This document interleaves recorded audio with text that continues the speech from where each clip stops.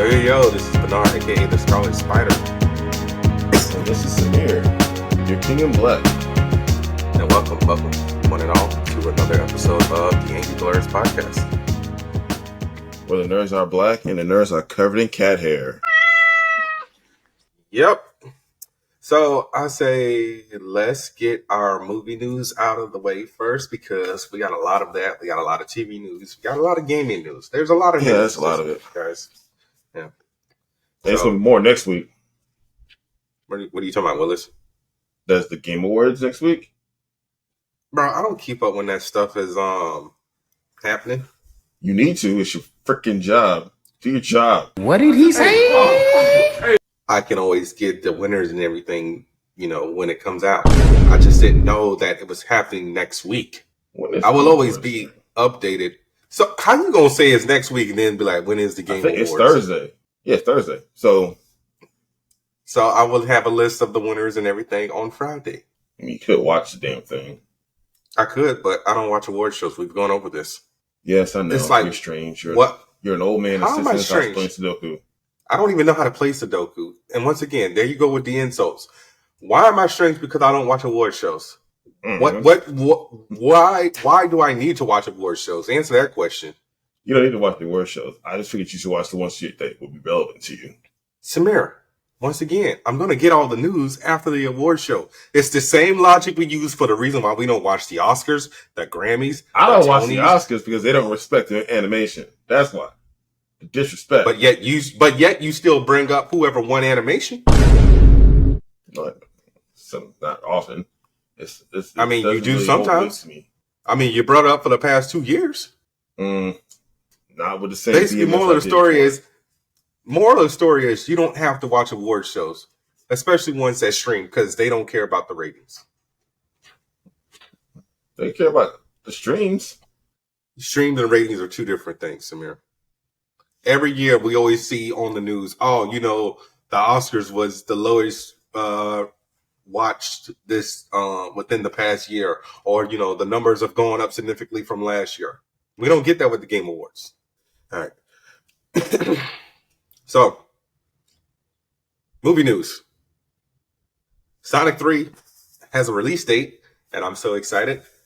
Jeff Fowler posted a photo of the slate with the stand-in for Shadow of the Hedgehog, and that will be dropping December 20th of 2024.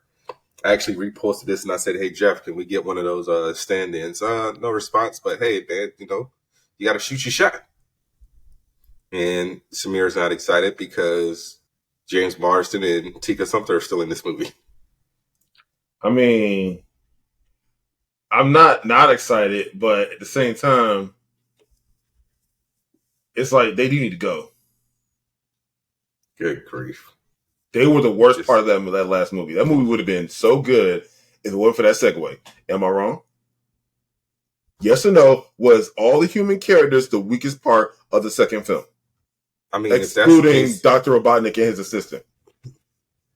I was going to say, if that's the case, you got to get rid of Robotnik's assistant. You got to get rid of I say excluding those two. The military can stay in there because they were technically a antagonist also. I mean, but you can't have Gunn without James Marsden and Tika or something because Shamar Moore was an undercover gun agent. And remember, they could have changed. They could have rewrote all that nonsense. That did not make any sense. None of that made sense. The whole way. You're not going to argue. So you mean to tell me that wedding scene needed to be in that movie? The whole wedding nonsense needed to be in that movie. It was funny. No, it wasn't. No, it wasn't. No, it was funny because Knuckles being adorable. That was funny. It's funny. The dance off in Russia. That was funny. Knuckles wasn't being adorable. Knuckles was just being. He was adorable. Yeah, until he shakes your hand and breaks every freaking knuckle in your hand. Pun intended. That both can be true. All right, but I dare you to find someone who actually liked that stupid wedding scene. In fact, right, I'm gonna make this a clip. So guys, if you enjoyed the wedding scene from Sonic the Hedgehog 2, I mean, are we talking about from the whole inception of James brain surgery? James Marsden. That's what I want to know. There you go, insulting people again. Why can't you just ever go a day without insulting people? I mean, I go a day frequently without insulting people. When was the last time that was? I mean, I had a great day, just hanging out with the wife, chilling, watching TV. We ran a couple errands, did our thing. Today? So you didn't complain about nobody driving on the road or nobody in the line at Starbucks? That's you. I mean, I don't go to Starbucks. I'm actually rather copacetic. I boycott Starbucks also currently. But what I'm saying is I'm rather copacetic about traffic. Traffic is traffic. You can't change it by cursing at people. That is you. I tell you all the time, who are you cursing at? Why are he can't hear you? Because I have anxiety from being in several accidents to the point where my spine permanently is in pain. So the last thing I want is to be getting another accident. Then maybe, I'm just saying maybe you should address that anxiety. Well, I just did, and I've told you this before, but you still like, they can't hear you, Bernard. It's cathartic for me. Get over it. Doesn't sound very healthy, but okay. All right. What movie? What movie news you got? All right, so I know Bernard is lame and didn't watch this trailer, but Furiosa, oh my God, that trailer. See, so for starters, 1, another insult. 2, fuck you. 3, I did watch the trailer. 4, I even posted it on social media. Are you going to 5, you didn't share it. 6, no, I don't care about Mad Max. All right, there you go. So back to the first comment, Bernard is lame. There you go. He doesn't like Mad Max. Now, mind you, personal preferences does not make you lame. It boggles the mind how you did not like Fury Road. It's okay to not, because the previous Mad Max series, they had a flavor to them, and I can see how that might not age well, possibly, even though a lot of them were still really good. The first one was rough, but the other films, they're cult classics. I can see how those are great, but I can also see how someone can't like them. But Fury Road is unanimously loved. It's just such a good film in all angles. I don't see what the problem is. And you don't have to watch anything other than Fury Road to enjoy Fury Road. That's all I watched. And you still didn't like it. What did the movie have? And please articulate, because again, for me. It's not a good. Samir, that's not a reason. Articulate it because the movie is what, almost 8 years old at this point. I can't remember a damn thing. You need to rewatch it. You need to rewatch it. I don't. Only thing I got to do is stay black and die. Well, let me see here, because when is Furiosa coming out? I'm trying to remember. You posted it, and yet you don't have a release date. It's coming out next year, I believe, in July. Yeah, I know, but I'm trying to figure out the exact date, because I saw the trailer. It was amazing. Yeah, I think May 24th. Yeah, May 24th. You think, or bro? That's what Google's telling me, unless they change it, May 24th. Yeah, we are definitely reviewing this movie, so Bernard needs to do his homework. There you go again with the definitely stuff. So you dug your grave because you made me watch 3 seasons of Doctor Who and a bunch of shitty specials that don't mean, like, dude, the desert episode. I'm gonna just live in this. The desert episode with the bus had nothing to do with nothing at all. At the very end, it's like, oh, he's gonna knock 4 times. That is the only thing you pull from that hour-long episode, and they do that to you all the time. So you dug yourself a grave, sir. You're watching so much shit that I recommend now. A lot of shows do that, but sure. But a lot of it's like, dude, Doctor Who comes on, it drags, and you know it does. But that's okay. I watched it, and now you gotta watch a bunch of shit. I recommend. You dug yourself a grave. And I'll be nice. I'll just recommend movies and stuff. I'm not going to recommend full series and things like that. All right? That you got to commit to and watch back to back to back to back. Once again, you need context. You need a context for the specials. Bro, What Culture, which is a great YouTube channel, just released Doctor Who David Tennant in 15 minutes. I could have watched that. You said they just did it. We started this in August. I mean, was it August? Or in the September? I was telling you, dude, the other people have made retrospectives of Doctor Who's runs. I could have just watched those. That's not the only retrospective out there. But I'm already in it. I'm already balls deep in it. I might as well keep going. All right, Furiosa is amazing. I can't wait for it. What's the next movie? Are we going to talk about Tron? We talked about that last week, my dude. Did we? Oh, okay. Oh, yeah, we did. You're right. You just don't be remembering nothing, do you? Oh, yeah. Happy birthday, Bill Nye. Belated? This previous week. Belated birthday. Yeah. Yeah, he is, 66? Yeah. Oh, also, I think what Chadwick Boseman would have been 47 this past week Yes. also. So, Yes. rest in power. So Jodie Foster. What was the last movie you saw Jodie Foster in? Oh, she was actually just in something. Yeah, she just released a movie a little while ago, actually. Oh, that's why people are talking to her. Yeah, she just. Actually, I want to see this movie. Naiad. It's actually a really good film about these two ex-girlfriends who basically one trains the other to. Well, we know why Samir's watching it now. To film, they basically she's going to attempt to swim a channel or something. I feel, but she's training for this huge athletic event, and basically, it's really a cool look at dedication and obsession and friendship and long long lifetime love. It's a really good character piece on the human condition. So far, a great film. It's getting good responses so far. I'm excited to see it. It's not really our average content, so I didn't bring it up. I got something. It's been out a month, so I mean, I haven't gotten around to it yet, but it's getting good responses. But yeah, what about these? Because I comment about superhero movies because Bernard has to be a little fanboy about everything. Okay, yeah. So she said that superhero movies is a phase that's lasted too long for me. Hopefully, people will be sick of it soon. The good ones like Iron Man, Black Panther, The Matrix. I marvel at those movies, and I'm swept up in the entertainment of it. But that's not why I became an actor. And those movies don't change my life. Hopefully, there'll be room for everything else. So, once again, I've never had a movie change my life, and The Matrix isn't a superhero movie. What movie changed your life? Go ahead. A couple movies changed my life. Not made you feel something, Samir, but made you change your perspective on your life. Yeah, we've had this argument before. A lot of movies have, yes, yeah. Art does that. It helps you change. What movie changed your life? So give me a movie. So a funny story how you Naiad is actually a good example because you say, oh, you know why Samir likes it? Yes, my acceptance of the LGBTQ plus IA, if I said all the letters, is because of art. Okay, so again, it can change your perspective and how you view the world. It is important. But yes, this is based off of a true story. So if you didn't give two shits about it when it actually happened, you need a movie to make you understand? I don't know if this is based off a true story. It is. Naiad is a real person. I literally went to Wikipedia. Oh, okay. I just saw the movie. I didn't know about Naiad, but great for her. All right. But yeah, no, but you're right. See, that's good. So that's another example. So no, we didn't hear her story, but the film reaches a lot of people. It's a wider audience when you make a biopic. That's why film as a platform is important. That's why a lot of these people are. I actually heard of this lady.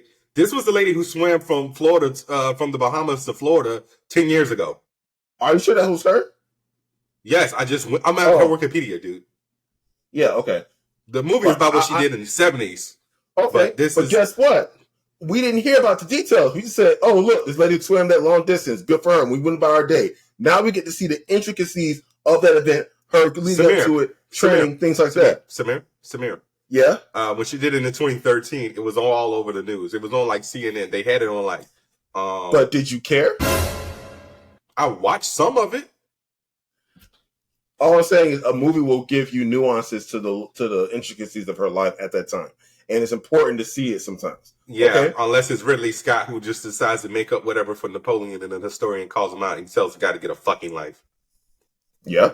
There are going to be some the guy is a historian on all things Napoleon. He tells Ridley Scott, hey, this didn't happen, and Ridley Scott says, "Get a fucking life." Look. I'm not defend Ridley Scott. Come on, defend Ridley Scott. I'm not defending Ridley Scott. However, if you're the kind of person to take a Hollywood movie as fact completely, then no, that's on you. Now, I would say, hey, maybe you go and read some articles online, look at a Wikipedia article, do some research, and if you want to learn more about Napoleon, that'd be great. But do not take that movie as gospel. That is on you. All right, so that's what Ridley Scott was saying. All right, he does not need to be exactly, accurate. No, that's not what he said. The guy said, "Hey, Napoleon never shot at the pyramids." Okay. And not Napoleon. Ridley Scott said, "Go fuck yourself." It's like, why put that in there if we know for a fact that didn't happen? Because it looks cool. That's what. Stop the cap. Does it? You tell me. Does it? No, it's in the trailer. It didn't look cool. I don't know if your example cool. You like humans in Transformers movies, so I mean, a man shot a rifle at a pyramid. I thought it was cannon fire. Anyways, I haven't seen Napoleon yet. I've been kind of behind on some films, so I can't give my 2 cents on it comprehensively. But no, this goes back to the argument of there's other stuff out there. So you don't have to watch all superhero movies. Think about it, Samir. This year alone, we've probably only reviewed a handful of quote-unquote superhero stuff. From Ant-Man up until the Marvels. Here's the issue, Bernard. Now, a lot of these filmmakers are trying to get a point across, right? Maybe they're failing. All right. There is a large group of people who grew up in this era that don't have the palate for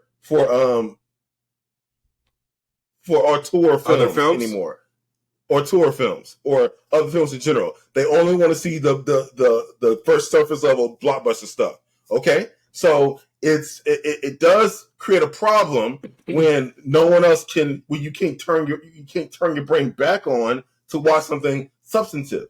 Sometimes it's like it has to have a lot of special effects. It has to be about superheroes.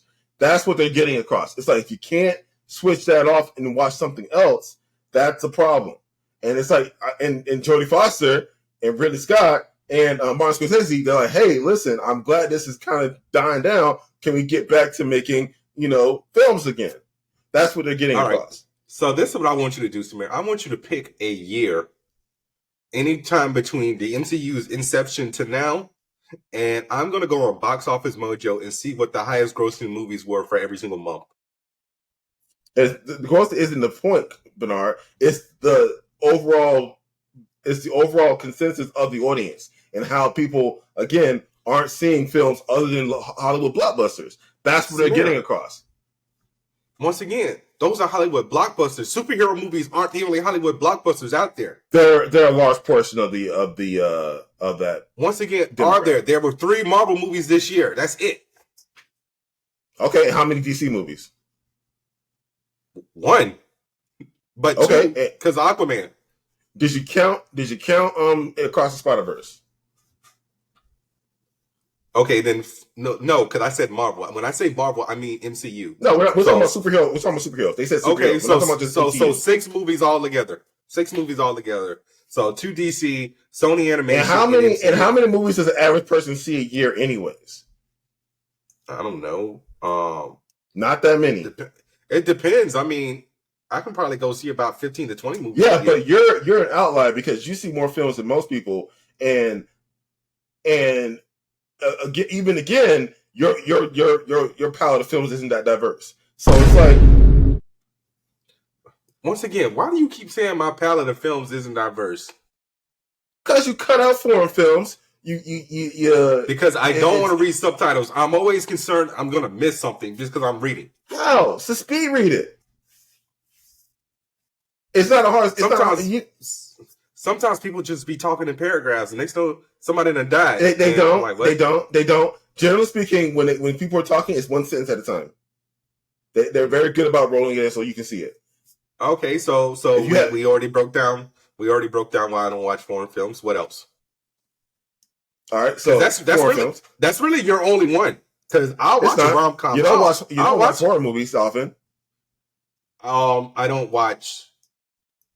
I do watch horror movies. I just don't watch supernatural horror movies. Why? Because I don't find them entertaining. I don't like freaking The Nun, The Purge. I don't like The Purge. I don't like Saw.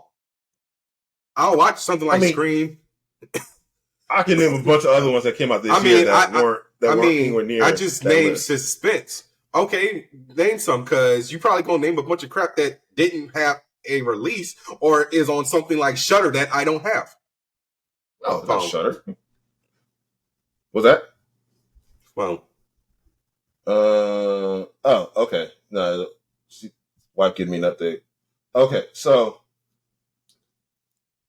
we're gonna subject because I can really sound this list all night. But the point is, no, just name 3, Samir. That's all I want. All right. Did you watch No One Will Save You or never even heard of it. I found out about Talk to Me late. Right, but you still could go watch it. I can, and I do plan on watching it. I downloaded it. It's not my fault A24 didn't do any damn promotion for that movie. I knew about that movie way in advance, and I was talking about it. You did not talk about it on this podcast, sir. I'm pretty sure I did. No, you didn't. You talked about it after it came out. So, are you excited for Robert Eggers? So, this is going to go into my next story, because we've been talking about this for a while. Are you excited about Robert Eggers' Nosferatu? Bruh. Not really. I mean, I don't really. We've already had the vampire conversation, and you already brought up Nosferatu last week. Possibly I did, but that's a weird thing to have an issue with. Because remember, you were excited about seeing the hand. Yeah, I was. And it was so cool. But that's what I'm talking about. Filmmakers like Robert Eggers, they take anything and like The Lighthouse. Lighthouse is a great example of a great film. And I saw The Lighthouse. Yeah, okay. But, and that was one. That was a one-off time that you saw something that's really substantive and offbeat. Once again, like, how can you say that? How can you say that? We've had discussions on like independent films. The majority of them are A24 films, but we've had discussions about It Follows, and there was another one I watched and we talked about it. I think this was like before we were doing the pod. I don't watch a lot of art house movies, but I will watch the ones that catch my attention. Okay, well, you're again an outlier because it's like I wanted to talk about. It's like perfect example. When I had Netflix, I wanted to talk about His House with Wumi Masoko and Matt Smith. We never got around to it, and that was like borderline supernatural horror. I want to say I really can't remember. It's like 2-3 years old now. Yeah, it is like it's maybe 4 years old. Yeah, because it came out like right after we were reviewing Lovecraft Country. But yeah, you never got around to watching it, so didn't review it. To hit this on the head, there are other movies out there. Once again, if you promote your movies, people will see them. All right, I'm going to. I think a lot of people just want to. They stay on the easy bet too often. Like, what are we on right now? What are you talking about? We're doing movie news. No, yeah, I know. Whose turn is it, by the way? Mine or yours? I mean, yours, because I brought up the Jodie Foster thing, and we just went on this whole tangent, and you rehashed goddamn Nosferatu. So we're gonna try to lump all the Marvel stuff into one. So Godzilla -1 isn't just an amazing film, but it's people are saying it's one of the best films of the year. We really need to review this movie next week. Samir, the closest movie theater that's showing this. Do you want me to shoot you some gas money? I don't want to drive 45 minutes to go see a movie by myself. Grab somebody to come with you. People are busy. Well, anyways, the initial audience response and critical response of Godzilla -1 is extremely positive. And once again, subtitles. They're not hard to read. They're just they're I don't know what to tell you, man. The words are there. It's in English. Just gotta read them. It's a knee-high barrier. Just step over the barrier, man. Like, unless you have dyslexia that I didn't know about, and if you do, and I forgot, I'm sorry, but I'm pretty sure you don't. It shouldn't be a problem for you. No, but there's also the 45-minute drive. I can shoot you the gas money at this point because I want to review this movie. You didn't even shoot me the money for the podcast fees last month. Shoot, man, I totally forgot. Exactly. Why I always got to remind you this every single month? It's never the forefront of my mind. But you know we do a podcast every week. Yeah. It's funny how that works, right? And hosting fees require money. What do you think of this rumor about Dafnee Keen possibly reprising her role? Because a lot of people are talking about it. Yeah, because it's Daniel RPK again.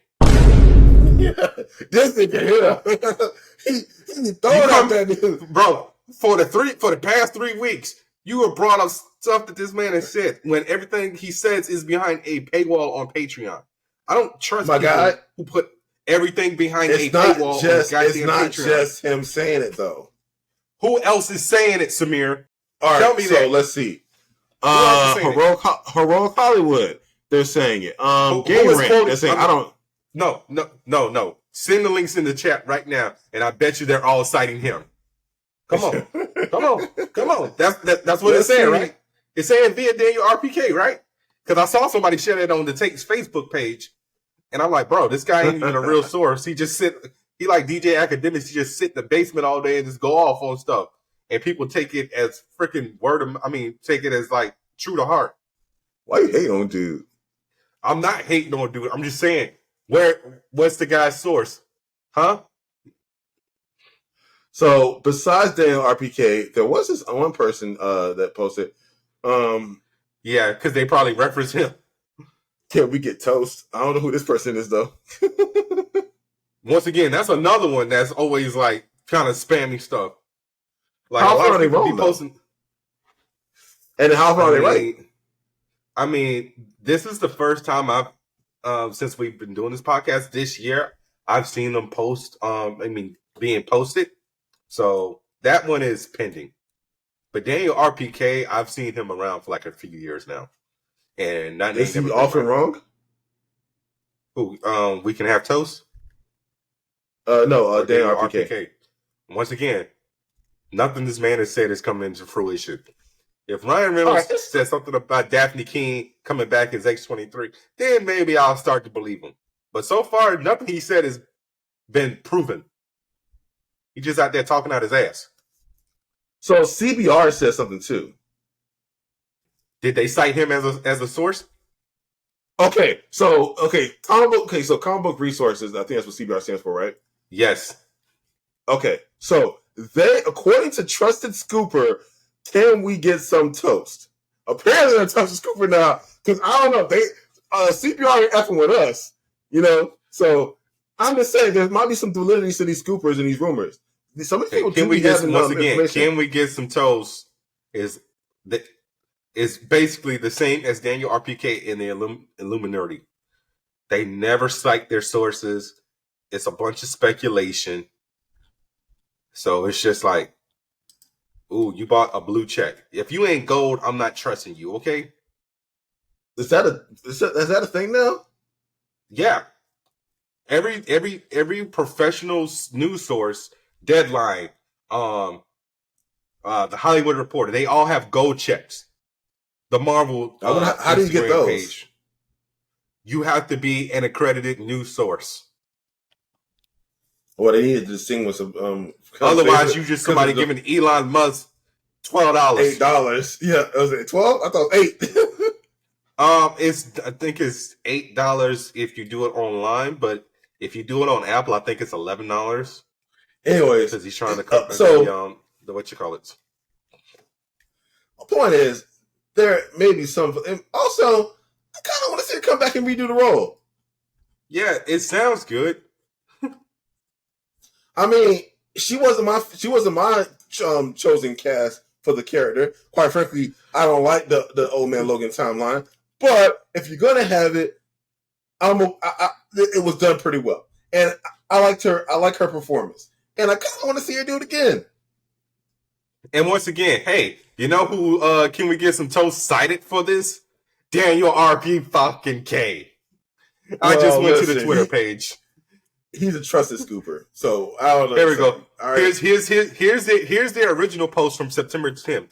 Sources have newly confirmed that Marvel went into negotiation with Dafnee Keen right before the strike started to bring her back as a grown-up Laura Kinney and Deadpool 3. Sounds like the deal has been made, and Dafnee Keen will return as Laura Kinney / X-23 in Deadpool 3 via Daniel RPK. No. No. All right, it's your turn, man. All right, so since Samir decided to go ahead and proceed with all the Marvel stuff, we said we're doing movie stuff. We said movie rooms. I know, but we kind of. I remember I said I wanted to like lump all the Marvel stuff into one. Like, what does it matter? We're doing movie stuff. Just do movie stuff. I know. Samir, I get that. Tom Holland spoke on Spider-Man 4, and he said he will not do it unless it's like a story that's worthwhile to the character. So when he said stuff like that, is Peter Parker still a broke boy? Oh, wow. this one is in his freshman year of college. So yes, Samir. So why you acting like he just didn't graduate high Did he school? make it to college? He took the GED test. Do you not recall the end of No Way Home? He I had the recall GED that. book. Yeah, and then he got to do like a 2-year thing, and housing is expensive in this country. Where is he getting the scholarships? He don't got scholarships no more. He got a GED. He didn't finish high school. Where's the scholarships? Where's the money coming from? Student loans, grants. You know you don't have to pay back grants, right? Man, no, you don't. I know that. What's I said grants? I know. I was confirming that you knew that. Yeah. So he can't get no grant though, because he doesn't have they're not going to bet on someone who didn't finish high school and doesn't have any accolades behind him. I forget, why didn't he finish high school? When everyone forgot Peter who he Parker was? yeah, it fucked up his whole timeline.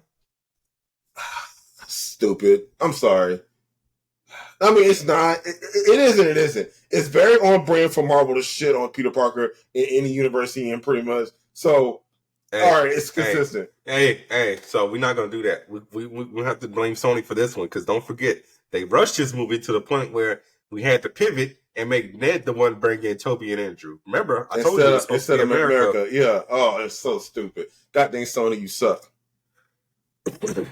But yeah, he said, I feel very protective over Spider-Man. I won't make another one for the sake of making another one. It would have to be worthwhile of the character. Look, man, I've been waiting 30 years for it. Give us a Clone Saga. Okay? I need Ben. The only downside with doing the Clone Saga, there's no Osborns in the MCU, so who would be responsible for it? The overall thing. Because Miles Warren made the clone of Peter, but there's also no Gwen Stacy, so who is he going to be? I mean, I guess you can make him need to get more Gwen Stacy, possibly. You know what? Man, we got Gwen Stacy in 3 movies. We got Gwen Stacy in 3 movies. No, we got her in 2 movies. Nope. Spider-Man 3. I'm sorry, Spider-Gwen. I miss Spider-Gwen. So other Gwen Stacy don't matter. Look, if you take back shots from Norman Osborn, I'm not counting you. What the hell? I was talking about movies, bro, and once again, that's retcon. Stop it. Don't care. Speaking of retcons, what do you think of Nightcrawler? I'm over it. Save it for comic No. Let's talk about it. You heard about it? Yes, and it's stupid. Why? Why is it stupid? Let's talk about it. Because Invincible did it better. Who's the mother? Who's the mother? Why do that dumbass retcon? Why not just keep his father Azazel? Did she fuck a demon? Tell me, Samir. Because I didn't read it. So the original Chris Claremont wanted to make Destiny the mom and Mystique the father. Off the comic code of the 80s and blah blah blah. Yeah, because of bigotry, right? So now they have a chance to undo that bigotry. It wasn't bigotry. It wasn't bigotry. Code. So you think they let them do? Yeah. Go on. The comics code was very strict on what could be portrayed in comics. So it's not just about, gender orientation or any of that. I have a question. You couldn't have smoking. You couldn't have drugs. You couldn't have sex unless they were special PSA issues, like Static Shock issue 16. Okay, go ahead then. So it's okay for Jean and Madeline to have a kid with the implications of that, and to him to get spirited away into the future. That's okay. But Mystique and Destiny having a baby is not. Why? What are you talking about? Jean and Madeline had a kid. I'm sorry, Scott and Madeline. Scott and Madeline had a kid. Cable. Nathan. They had babies. They had babies in the comics, Bernard. So why is this? Yes. What was the code? What was the violation that the code pointed out here? I don't know what the violations of the code. It was the same sex relationship. It was the same sex relationship. I'm gonna stop right there. It was the gayness. Okay, that's the problem they had. So Richter and Shatterstar wasn't a thing in the 80s. So you just act like Richter and Shatterstar didn't. Shatterstar was not gay in the 80s, bro. He wasn't gay in the 80s. Richter was. I mean, not Richter. He might have been. Yeah, Richter. I think Shatterstar was gay in the 80s. I believe Shatterstar was gay in the 80s. I mean, I ain't reading no old 80s X-Men comics. Yeah, them things were rough. Well, how long has Shatterstar been gay? I'm just trying to see when the character debuted, first off, and secondly, how long he been around. He debuted 91, first off. All right? Okay. That's his first appearance in 91. So it wasn't the 80s, by the way. So okay, so he was gay in 91, and guess what? The Comics Code was around. The Comics Code literally just... Yes, I literally just Google how long Shatterstar been gay. All right, hang on a second. All right. Oh, never mind. He was depicted as asexual. So since 2007, he's been portrayed as pansexual. Yeah, but when? When was asexual? Like when 91. Since he was originally depicted. Nah, there's a site on the issue. There's a site on the issue. Like when was that issue? Oh my God! It says I just said since 41, 91. 43. It says since its inception in 91. I think I found the issue. Now we talking about. Yeah, because you wanted to pivot to comics when we weren't done with movies. Thank you, Samir, for once again. We can go back. It's our podcast. We don't have a boss, Bernard. We can go where we want.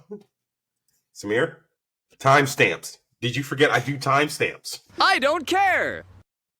But yeah, it retconned and yeah, it retconned basically. It retconned his asexuality and made him pansexual. He was asexual since the 90s. Again, so that is another example of the Comics Code relaxing his clenched butthole over the LGBTQ plus IA. Samir, there's no more Comics Code. The Comics Code has been obliterated since like the early 2000s. Good. Like the only people who were still following the Comic Code was Marvel, and even them, like around like right before like House of M, I want to say, even possibly before Avengers Disassemble. Marvel was just like, nah, we cool on that. We gonna do what we want to do. Like the only people who weren't following the Comics Code were indie companies like Image, Top Cow, Dark Horse. It was only like Marvel and DC and like Archie Comics that weren't following the Comics Code. Hell, if the Comics Code is still around, the only one who might, never mind, because they got Vampirella and everything now. Who knows? I don't know. The point is, the initial reason for that did Chris Claremont actually come out and say that since this? Yes, since this he did. Came out? Yes, he did. Did he? All right. It was always his intention. Can you find like an article that says that or something? Because I don't want this to be one of those instances where you talking out your ass and you speaking on people. All right, here we go. Nerdist. Chris Claremont toyed with the idea of making the Doctor Strange villain Nightmare in the Kurt stab, but he preferred his second option for Nightcrawler's origin. His idea was that Mystique had shapeshifted into a man. Okay, good. So here we go. Yeah. So congratulations, Chris Claremont. Yeah. So they're righting a wrong here. So again, what's your opinion of this retcon now that it's been righted after all these years? Give it 20 years. It's going to be undone. Why would it be undone? Because that usually happens with, people's origins. Bro. So we just going to ignore the fact that Quicksilver and Scarlet Witch aren't mutants anymore. They're mutates because they were experimented on. That was corporate nonsense. That was corporate nonsense. So we just going to ignore the fact that Kamala Khan was an Inhuman and now she is a mutant, but we don't know what her mutant power is. Corporate nonsense. Once again, always corporate nonsense. Once again, it's always corporate nonsense. It is. It often is. So I'm gonna give you that. It is often corporate nonsense, but it's always not. It's not often. It's always. I don't think there's money to be made by undoing this change. He's not. And it makes no sense. It makes no sense, Samir. Where did the teleporting powers come from? I mean, what's his connection to Azazel? Here's the connection. So Mystique's powers have a deeper understanding. So she's no longer a shapeshifter. She's a gene shifter. And basically, she becomes... Come back, Bernard! Bernard! I have no regrets of dropping X-Men from my poll list, okay? I want you to know that now. Wow. Okay? I have no regrets. Wow.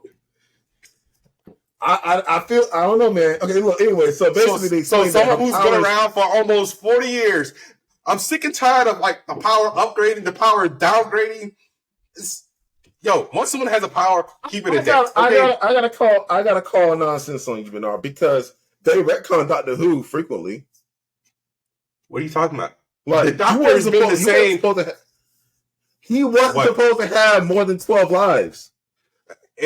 No, so they explained that. So since we they explain that. No. Okay. No. Because of the 50th anniversary, he went back in time. He saved Gallifrey. The Time Lords gave him 12 more regenerations because that was a thing. But now, this is another reason why Jodie when was that a thing? I mean, it was never established because you never met any other Time Lords besides the Doctor and the Master. Oh, so what you mean to say they wrote something in, right? Yes, but here's the problem with Doctor Who now. And a lot of people hate this, and hopefully this gets retconned. And this is another reason why Chris Chibnall and Jodie Whittaker get so much hate. The Timeless Child is basically one of Jodie's last episodes where you found out, oh, wait, the Doctor isn't a Time Lord from Gallifrey. The Doctor was an alien that crashed on Gallifrey with the ability to regenerate. So guess what? The Doctor got unlimited regenerations. Yeah. What species of alien are they? Undefined. Is a Doctor. Undefined. And they wiped the Doctor's memories of it because it happened when the Doctor was a kid. So they basically. Why is that a problem though? Why is that a problem? But why is that a problem? Because now you just basically said, oh, now we got no endpoint for Doctor Who. As opposed to just question. So this alien also looks like humans. So we have you have Homo sapiens, we have Time Lords, and whatever alien the Doctor is, all look like humans inexplicably. And the Doctor alien and Time Lords both have two hearts. Oh no! They took the Doctor's genetic template and put it into themselves, so that's why Gallifreyans have two hearts. Oh, okay. That's kind of okay.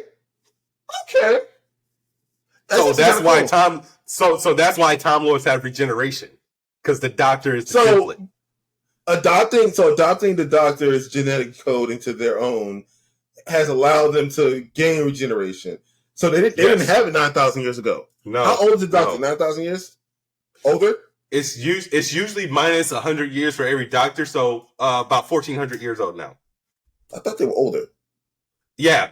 So that's the thing, though. No, because remember, when David Tennant did his whole speech in Voyage of the Dane, he was 908 years old. So it's usually you subtract 100 years from every iteration. Okay. Yeah. No, okay, I see. Yeah. All right. So they've only been able to regenerate for less than 1,500 years.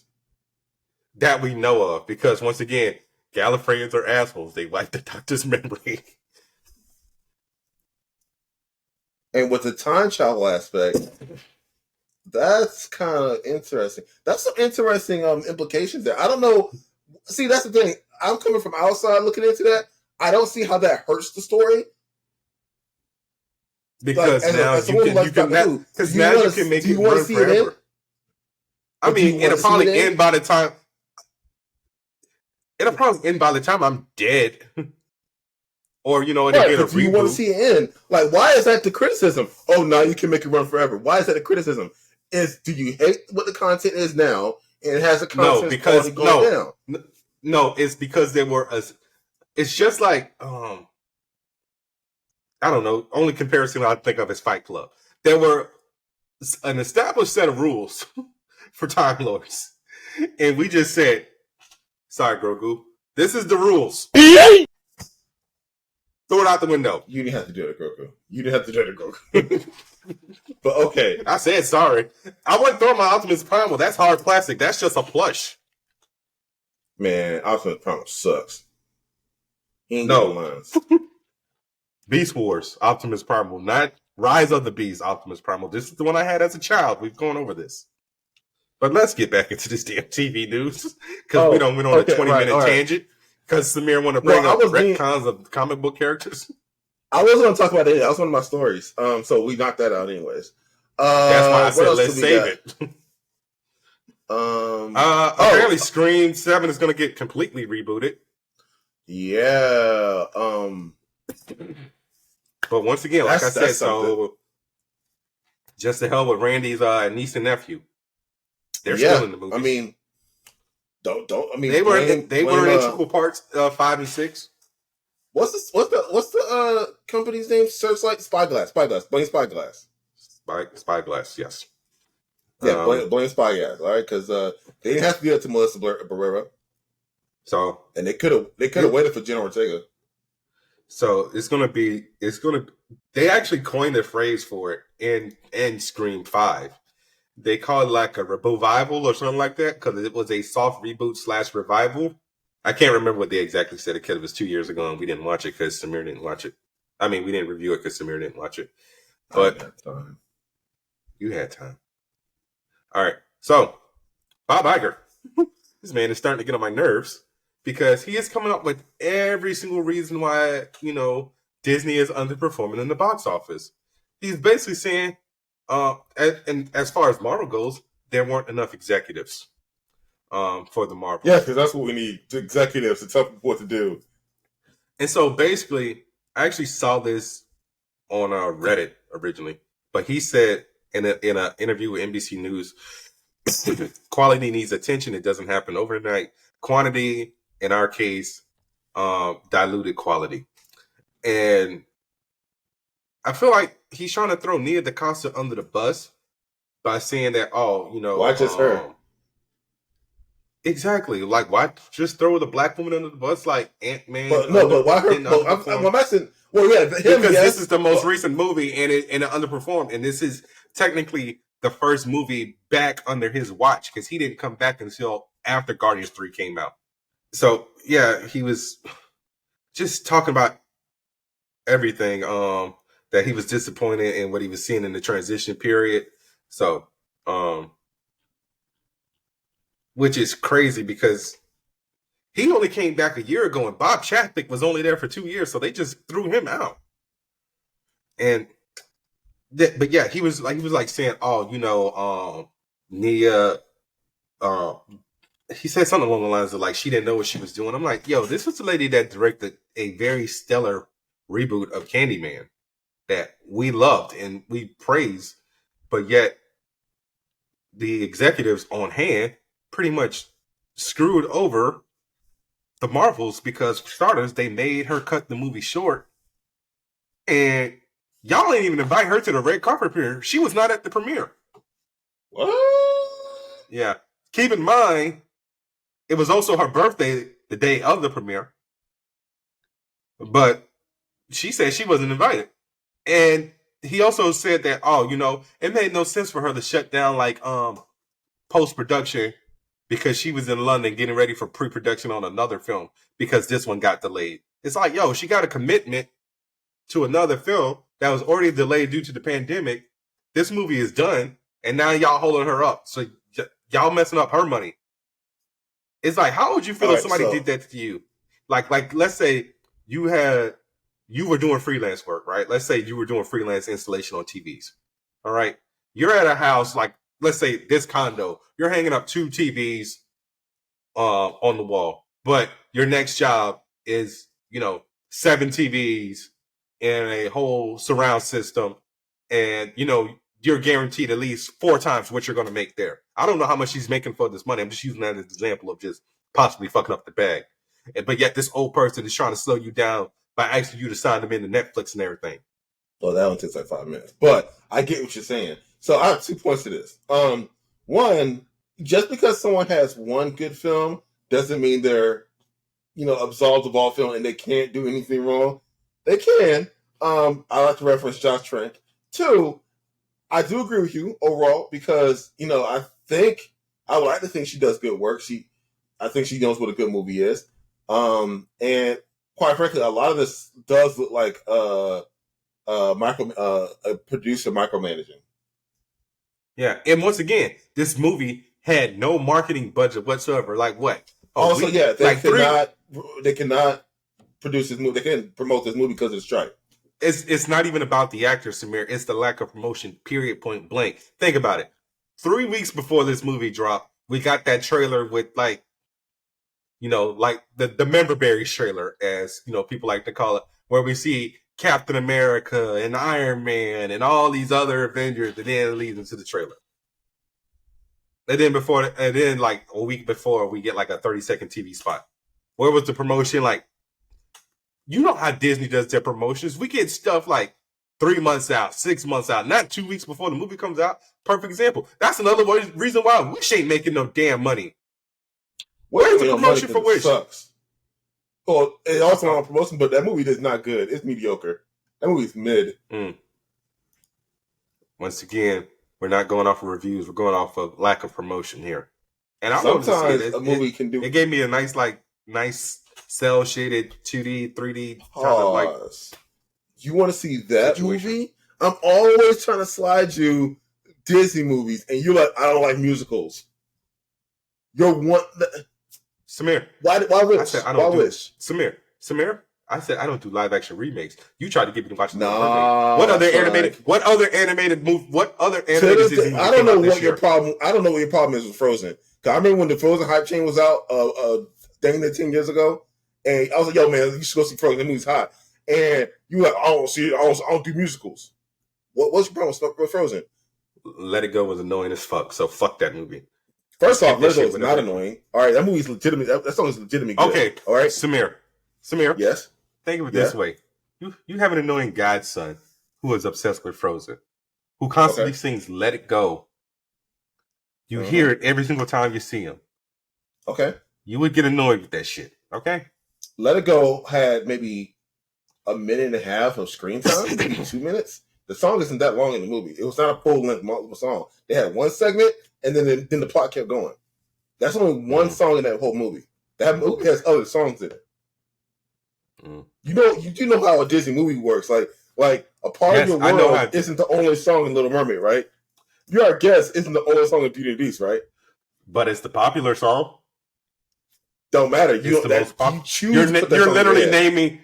literally naming the most popular song from Disney movies. It's like, bro, Circle of Life trumps. I Just Can't Wait to Be King, or even Can You Feel the Love Tonight? We can go back to every single Disney movie. We can go back to every single. But guess what? Everyone has a different favorite movie. It's not always the most popular song in that movie. Now, granted, in this case, Let It Go was a cultural phenomenon, and everyone loved it. You wouldn't get off Idina Menzel's dick. Hey man, she has a nice dick. She has some great singing chops in it. That song is fire. The point is, all right, to not see that movie because of something like that, you sound contrary. It's not like you're not really forming your own opinion there. You don't, and your stance. I'm petty. That's what it is. That's still not good. That doesn't help your stance there. Hey, I never said it was a good thing to be petty. Have you saw? I'm sorry. Correct me if I'm wrong. Have you watched Encanto? I honestly haven't gotten around to it. It's on my watch list on Disney Plus. So again, why wish? Why wish? I mean, bro, honestly, I haven't watched a lot of Disney movies in the past couple of years. Like, unless it's Marvel. Go back and watch Encanto. I plan on it. But here's the problem, Samir. If I'm not in a theater, I'm going to be doing 58 other million things. I'm going to be on my iPad making clips. I'm going to do stuff on social media. I'm going to be reading a book. This is from the guy that watching movies at home. He criticizes the current technical age because everyone has the attention span of a gnat, but I can't sit here and watch an hour and 30-minute movie. Samir, I've said this on the podcast. Perfect example. I could be minding my business of doing whatever. Like, perfect example. Nigga was trying to finish season 3 of Smallville. I got 3 phone calls, and I only got 1 episode left. Yes, I've watched Smallville before, but that's not the point. The point is I can't watch something without being disturbed. And then when I put my phone on Do Not Disturb, people start calling me a bitch. You. Why wish? Why because that it's in theaters. movie? That movie isn't even good. Because it's in theaters. Because it's in theaters, Samir. All right.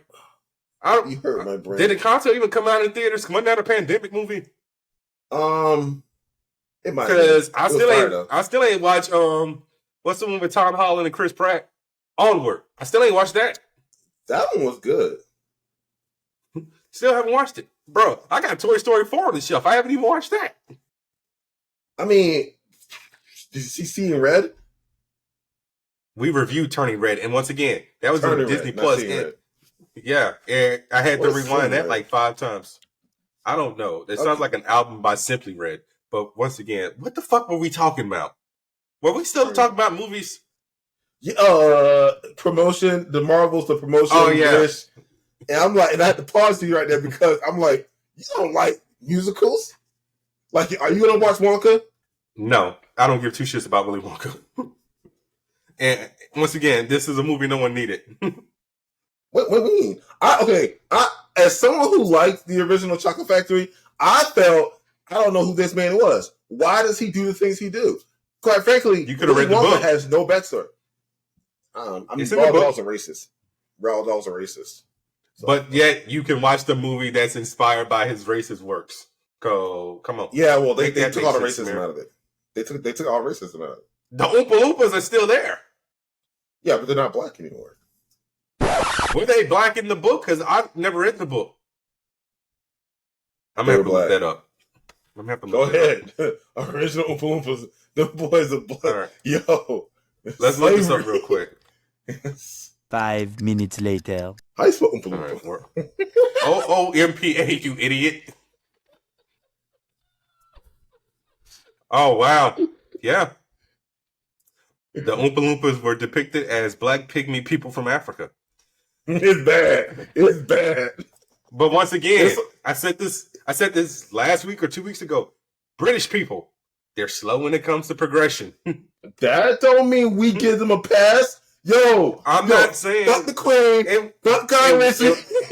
and once again, this book came out in the 60s. Okay. My mom was alive. Like, yo, that wasn't long ago. Oh, Yeah, man, you got me crying late night. But we've also talked about how I don't want to say racist, but racist our fathers were, and they were older. They were in their roughly, you can't be racist when you grew up in the 30s and literally cops is coming to kill you. All right, that's not racism. That's a way of life. For survival instinct. Okay, Bruh, you said your dad just see random white people. What these crackers doing here? not exactly like that. But again, I'm like, I really. That's what I said. When I said that, I'm like, I really wanted to pick his brain to get more perspective on how he sees the world and understand what he went through when he was my age. Okay. Again, my dad's born 1928. All right, he's a lot older than my mom. So it's like, God grew up in the 30s and the 40s. Like, good God. I mean, like, bro, do you know what the movie Killers of the Flower Moon is about? yeah, it's about the origin of the FBI. And No, the Osage what? murders. And the Osage murders. Samir. Oh, yeah, okay. Well, I didn't know that was shoot. That's news to me. I literally just heard about the whole Native American thing in the oil dispute. So Yeah, that's what I feel I started from there. Yeah. See, I need to watch that movie. I'm like behind. I need to go see that shit. Or read the book. I'm so far behind on that literature. I need to catch up. What was I saying? Yeah. Oh, anyways, so that happened in the 1920s. They massacred those people for oil in the United States in the 1920s. Like, that was in the decade my dad was born. So that's the kind of world they inherit. We not saying anything besides the fact that white people around the world are racist as fuck. We just said England is pretty late to the party. No, they slowly start to catch up. Ritchie. Oh, okay. Well, this is not nerd related, but they apparently they let slip who was being racist in the with Meghan and Buddy's Meghan and Harry. Meghan and Harry's kid. They figured out who was being racist in the royal family. Prince Charles, King Charles, and Kate. They were being racist, according to the memoirs. I was gonna say, dude, they said that like on the podcast. It Nah, wasn't just no, on the podcast, not the Oprah interview. Yeah, he let it slip. He said my father and his wife. This was like 2-3 years ago. Whenever I'm pretty sure that Spotify deal. It wasn't that because they didn't have names to it. They just said what was said, and a senior royal official said it. No, they said that in because it just came out this week that everyone's talking about it again. Samir, the book is like Prince Harry's book came out when? Like March? I know, but the reason why it's this just is not why dropped. I hate when people are late, man. Oh my god. I read that book. I checked it out from the library and everything. You did? Why are you doing that? Like I don't read autobiographies. I mean, I guess it's all right. I just bought Jamie Foxx's book. Act like you got some sense. I mean, is that going to be an interesting read? What's so special about Jamie Foxx? So you just gonna act like Jamie Foxx hasn't been entertaining you pretty much your entire life? Me specifically? From In Living Color to what was the last Jamie Foxx? I mean, I watched the Jamie Foxx show because it was reruns and it was on. That's your justification for watching? Yeah, it is. It is. So you've never enjoyed a Jamie Foxx movie? Collateral. Collateral was good. Stealth. Raid was good. Stealth was good. Yeah, Raid. Look, you can still enjoy it, and I'm not saying he's not talented, but there's other talented actors out there. Why is he so important? Samir, I just grabbed the book because it was on sale. Oh, okay.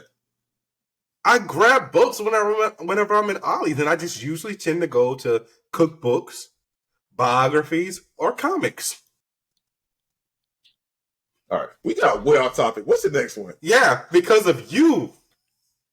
Look, sir, we're having an organic conversation here. It's going to be some awesome. So let's circle back to Marvel news. This one's technically TV, but apparently, I was going to say let's get to the TV news. Iman Vellani confirms that she's completed voice work for Marvel Zombies. I mean, we already knew she was in it. Yeah, but now she's completed voice work, so yay.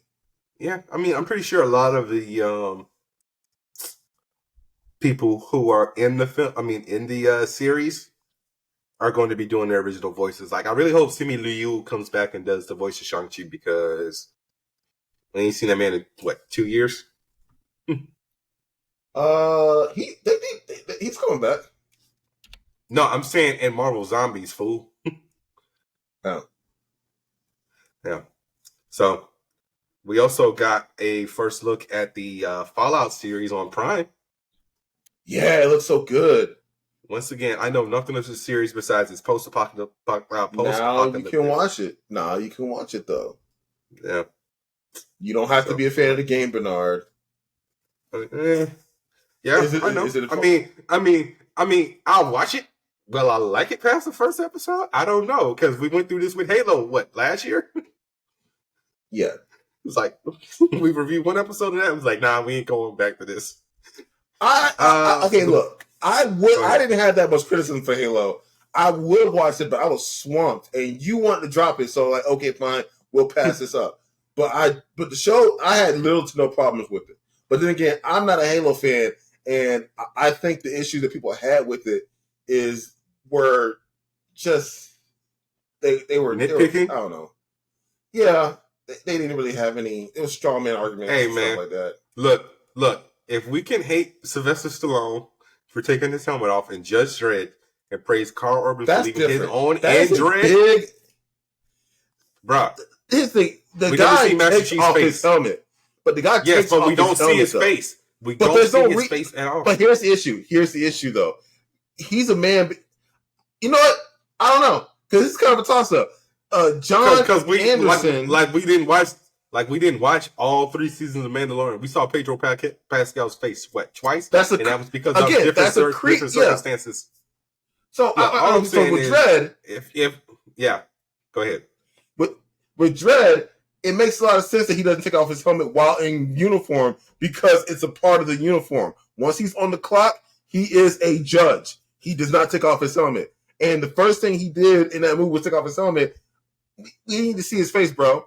It's like, and also there's a lot of personality in Judge Dredd. Carl Urban did such a freaking good job, so that's okay.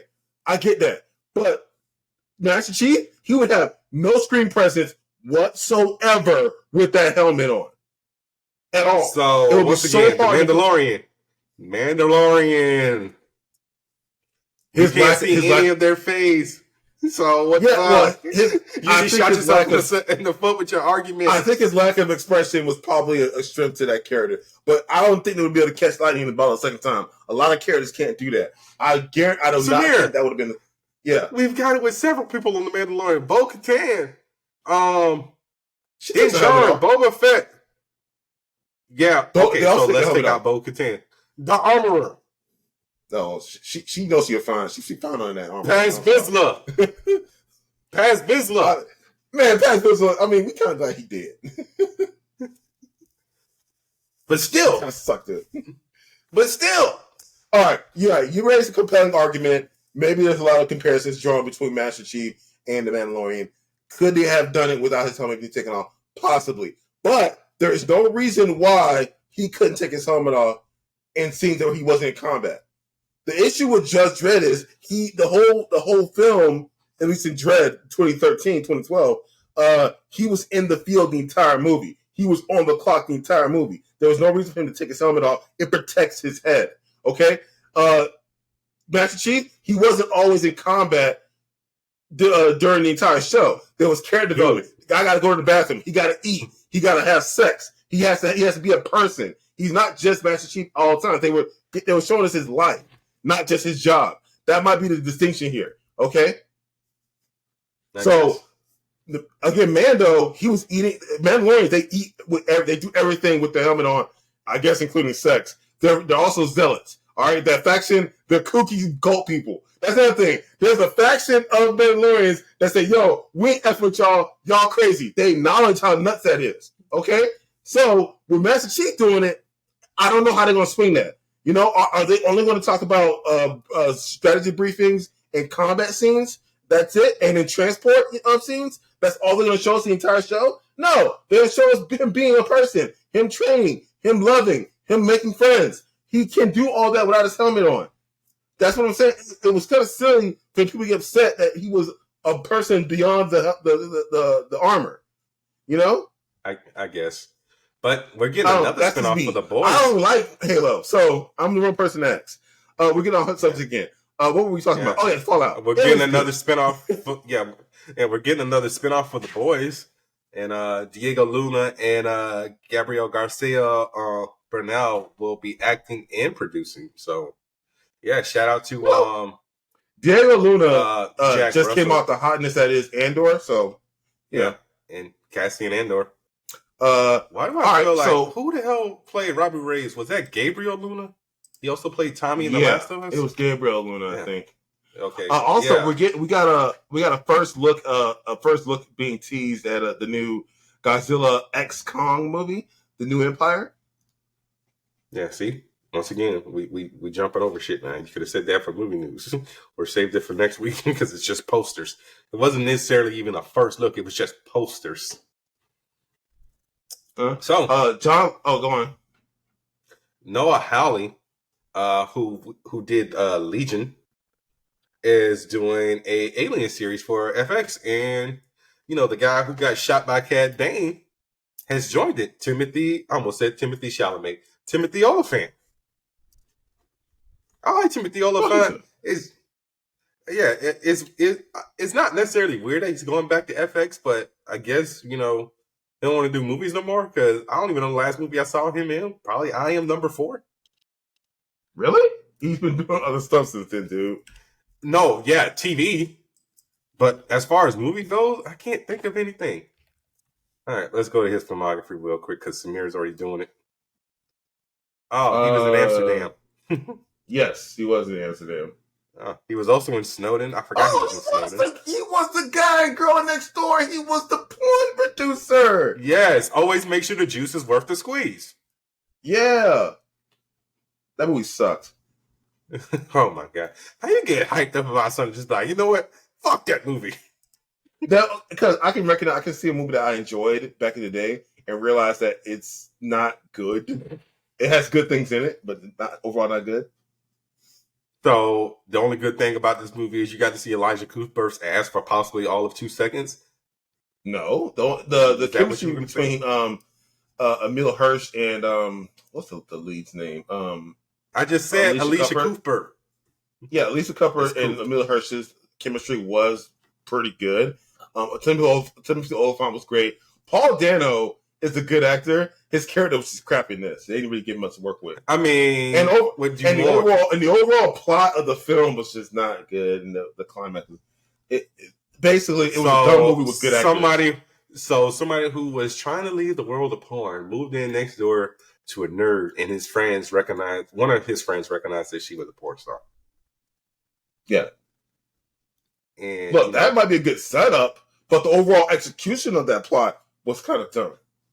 It was basically this is in the era of 2000s raunch comedy. And what's wrong with that? A lot of those movies suck, bro. What did he say? See, your problem is you look at things through a critique lens now, as opposed to just going in and trying to enjoy it. That's why I keep saying you need to stop looking at reviews, man. No, I'm not looking at reviews. When you start understanding how a story should be structured and how films should, yeah. Once again, I get that. I know plot A needs to lead to B, which needs to lead to C. And guess what? And it's not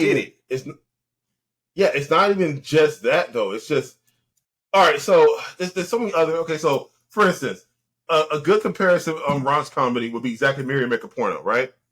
That's a good movie. It had the comedic timing's better. The characters. I wouldn't even consider that a raunch comedy. I would consider that more of a rom-com. Yeah, they were filming porn in the bootleg style. Bro, someone got sat on.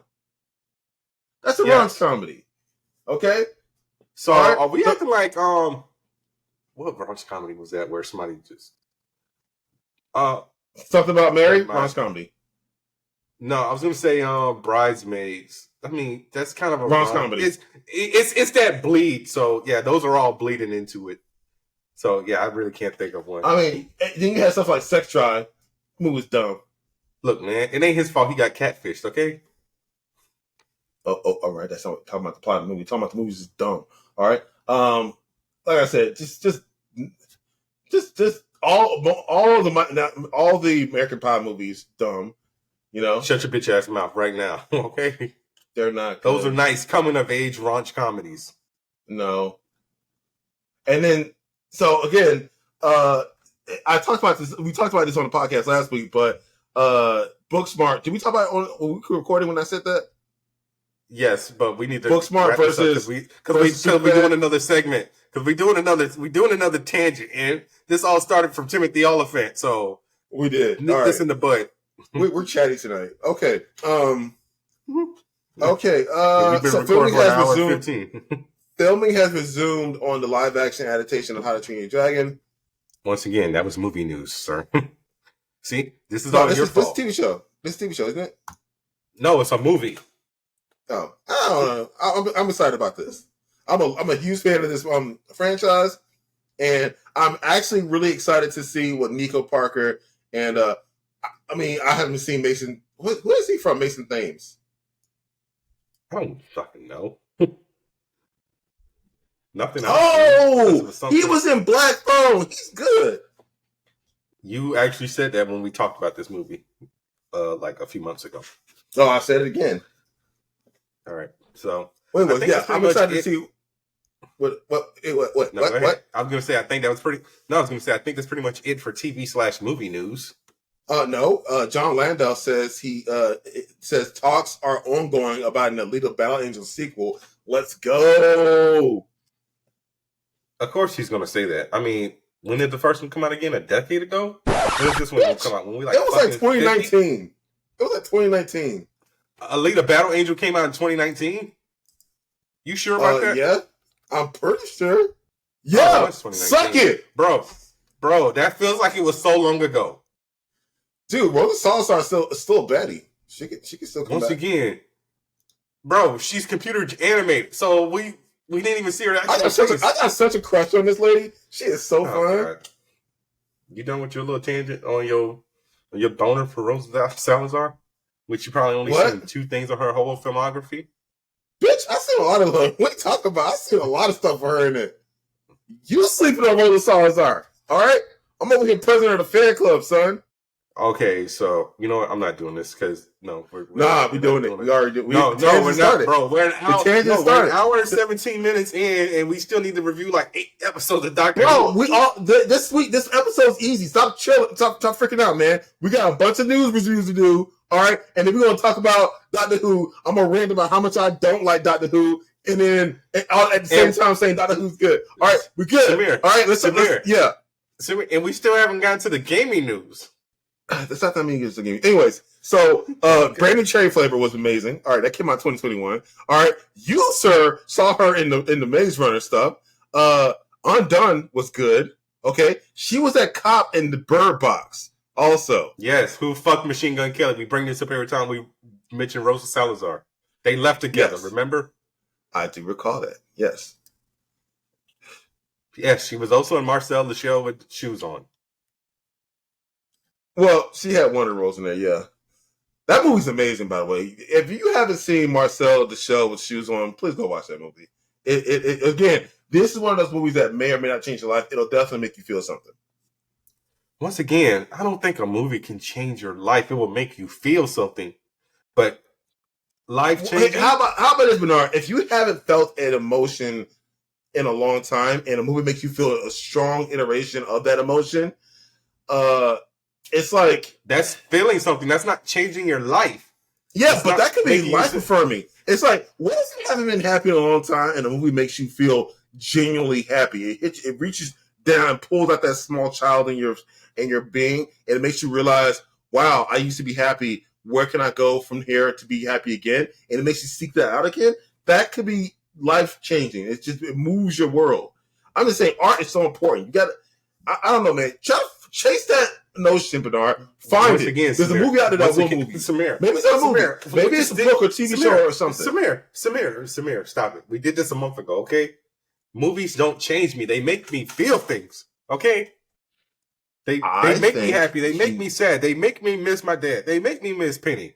Yes, they make me feel, but they're not changing my worldview. Maybe you should look at those feelings and why you feel them and chase that.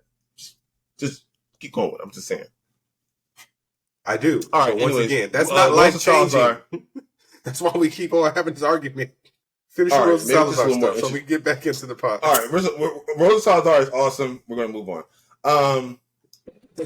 Let's see. What else is Avatar 3 is still on.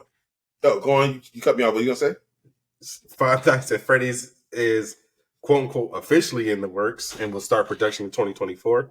Because once again, this is from a Josh Hutcherson Stan account that Samir decided to share this in, as opposed to like Universal or Blumhouse. What's the problem? Also, I mean, once again, not confirmed. I mean, I don't even think cool. Was the movie. I think we said the movie was greenlit for a sequel, but we don't know when. It's like, bro, shit still got to get written. Man, let me write itself. Hang on. No, it can't, because remember, we did this when we went over the review of the movie. They basically told the story of all 5 games in one movie. Why are you quiet? What are you looking up? I'm looking up a sequel. Oh yeah. Anyways, while we're talking about that, the Avatar 3 is on track for release in 2025, according to James Cameron. So that's good. Yeah, we'll see. We'll come out in 2035. I mean, no. I think he's been on. How many times did he delay it for the last movie? 3. Actually delay it. 3. Mm-hmm. Well, the technology's built now, so I think he's good on point with that. Look, all right, that guy can take as long as he won't. He gonna deliver. All right, he delivered twice. I mean, Samir, has the technology changed since the first one came out in what, 2009? What changed? Yes. Did you see? Oh, you didn't see the movie. No, I didn't. Did you at least hear what people said about the movie? Stupid ass question. Did you hear what was said about the movie, Bernard? Okay. Just you. The technology was vastly different. And okay, look, 2008's Avatar was one of the best looking films of that decade, and it held that title for 10 years. Then Way of Water is now the best looking movie. You cannot find a movie that looks better than that movie right now in terms of special effects and everything else. Okay. All right, he did it both times. That's what I'm saying. I'm just saying, them kids, Them kids gonna be like in their 30s by the time Avatar 4 comes out. Bro, We already Sigourney said- Weaver played a teenage Samir. version of herself. It don't matter. Samir, That and you man chimed in. don't care. And you also chimed in and said, "Yo, she didn't sound like a kid at all." You're like the voice. I said the criticism was that she. Honestly, I rewatched that movie over Thanksgiving, and because I was sitting at my sister's house and it was on Disney, I put it on, and honestly, I don't even care anymore. I'm like, okay, that's her character. It's like it's a nitpick at that point. Because exactly. Let's see. What else do we have here? Are we going to talk about the Batman debacle right now? What is the Batman debacle? Is he facing forwards or backwards? Oh yeah. I actually wanted to bring that up because this is our white and gold or black and blue dress. So we finally got one of these for comics. So Nerds United and said, "Yo, Batman: The Dark Knight Returns cover." Which came out in like 1983. It's just a silhouette of Batman jumping and lightning. And everyone said, yo, is this dude facing forwards or backwards? So, Samir, I wanted your opinion on this.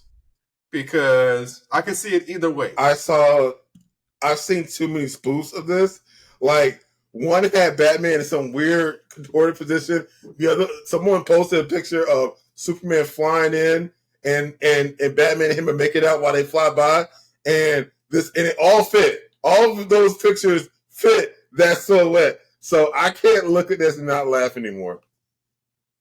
Because I'm just like, because I've seen statues of this. Like I know people who have statues of this exact pose, and believe it or not, this was this was an argument that we was having back in the day when I was in like 10th grade. And we were just like, it works either way. And I just forgot about it until I saw it trending on the internet. Because honestly, he could be facing forward or he could be facing backwards. So Frank Miller, please come out and tell us if he's facing forward or backward. Frank Miller is a crotchety old man. He ain't got no time. He drew it. He could just go on. Look, if Lloyd can shut people up by them being idiots, saying, is it 5-2 or 5-2 with just a simple tweet, Frank Miller can say forward or backward. You seem confused about the Lloyd thing. I wasn't listening. The 5-2 or 4-2, what? 5-2 or 5-2. What's that?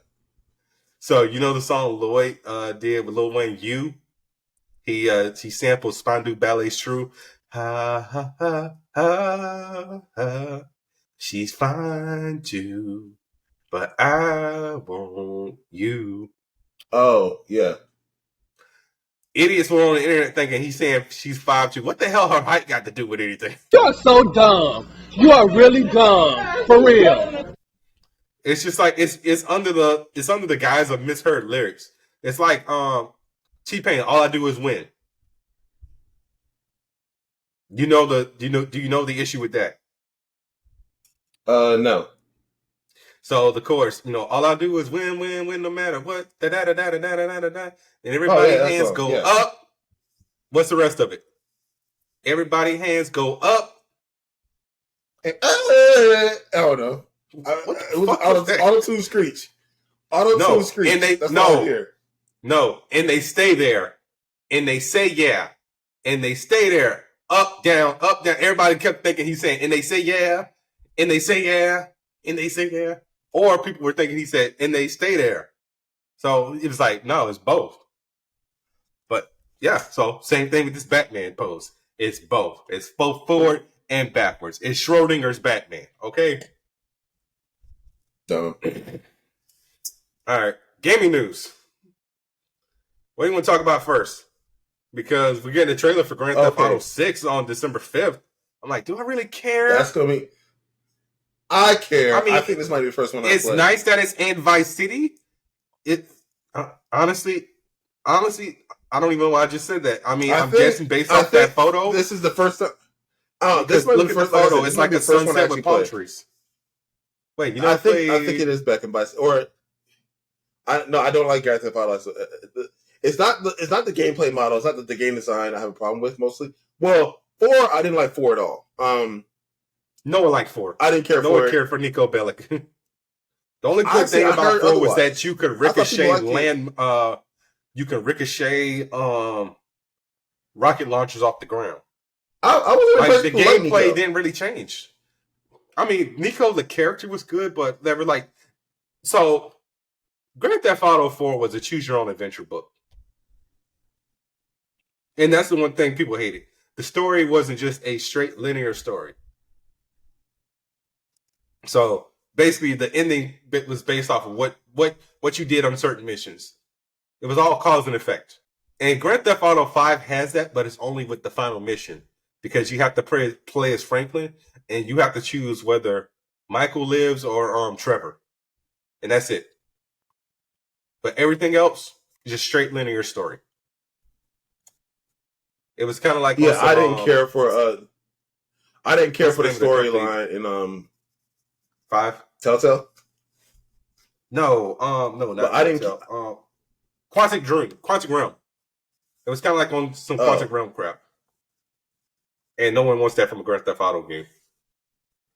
Right. Well, I didn't care for the characters in Grand Theft Auto 5. They were just uninteresting to me. Dan, you ain't like Franklin? You always quoting his boy? He's out here talking about my little yee-ass haircut.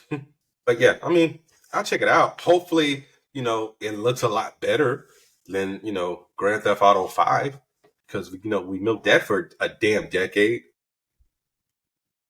But...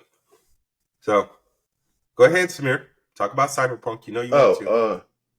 There was, before we get to the Cyberpunk news, there is a huge debacle. So, we talked about last week's release. They previewed the costumes for Costume Pack 3 for Street Fighter 6 last week. Yeah.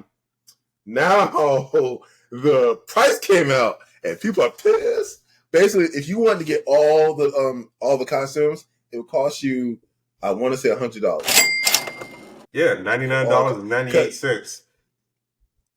Because of the way the Capcom points or fighter points work, they're not the increments. This is on purpose because the increments are weird. So to buy one of the costumes is 300 points, but to get a small increment, it's like $250 for $299.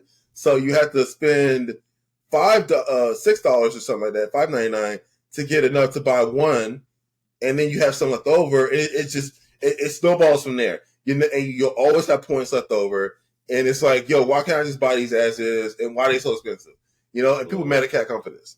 So there are a lot. With this patch that came with the costumes, though, there were a lot of quality of life changes to the game. So yay for that, but they need to address these costumes, and they need to do something about it. Like, we need to have a pack or a season pass or something like that. Like, if I bought a season pass, I should get those costumes. Real. Sounds good, but you're talking to someone who bought the Mortal Kombat, what was it? Mortal Kombat Complete for 11. I don't have the fighter, the Combat Pack 2, so I don't got raining on them people. It's like shit ain't complete. Also, but Bernard, you're not really in the fighting game community. So anyone who is in the fighting game community is competitively into the game. Yeah, Samir, I'm in the fighting games. I just don't play online, and this is the reason why I'm starting to stray. No, but this is one of the reasons why I'm starting to stray away from fighting games because of the monopoly on DLC. You put everything behind a paywall, and then even then, when you get your Game of the Year edition or whatever, guess what? There's still more stuff. So it's just like, you can't win with fighting games. It's like, remember when Street Fighter 5 came out and everyone was mad that all the characters were locked behind a paywall? And then no, that's how it started. And then Capcom was like, oh, we're going to release a patch where basically you have to unlock all the characters. So they tried to do the Killer Instinct model where, you get like 2 free characters and then you have to pay for them a la carte. So this is the same crap to me. It's like, I'm sick and tired of paying for individual characters. I'm sick and tired of shelling out $30. Like, you even brought up the fatalities thing last week with Mortal Kombat. Like, they gave you 2 free fatalities. Why can I not just hit a bunch of random buttons on the controller and unlock the fatality my damn self? And you said it last week because everyone would know how to do it. So what? Let people figure out how to do it. I'm just sick and tired of fighting games putting everything behind a paywall. That's the reason why I stopped buying WWE 2K games. Why do I have to pay XYZ amount of bucks for virtual currency to unlock a goddamn rock bottom? If I unlock the rock, I should be able to get the rock bottom, right? Yeah. So you have to unlock the Rock's finisher. Otherwise, how does he finish people? No. When you're doing story mode, when you're making your own character. Oh. This is one of the reasons why I stopped playing WWE. That's why WWE 16, 17, and 18 are in storage. Because 18, they added all the loot crates, and that was when I was like, I'm out. Why would you want to play a past version of a sports title? Because they're not worth anything, Samir. I don't trade in games. What, am I going to get a penny?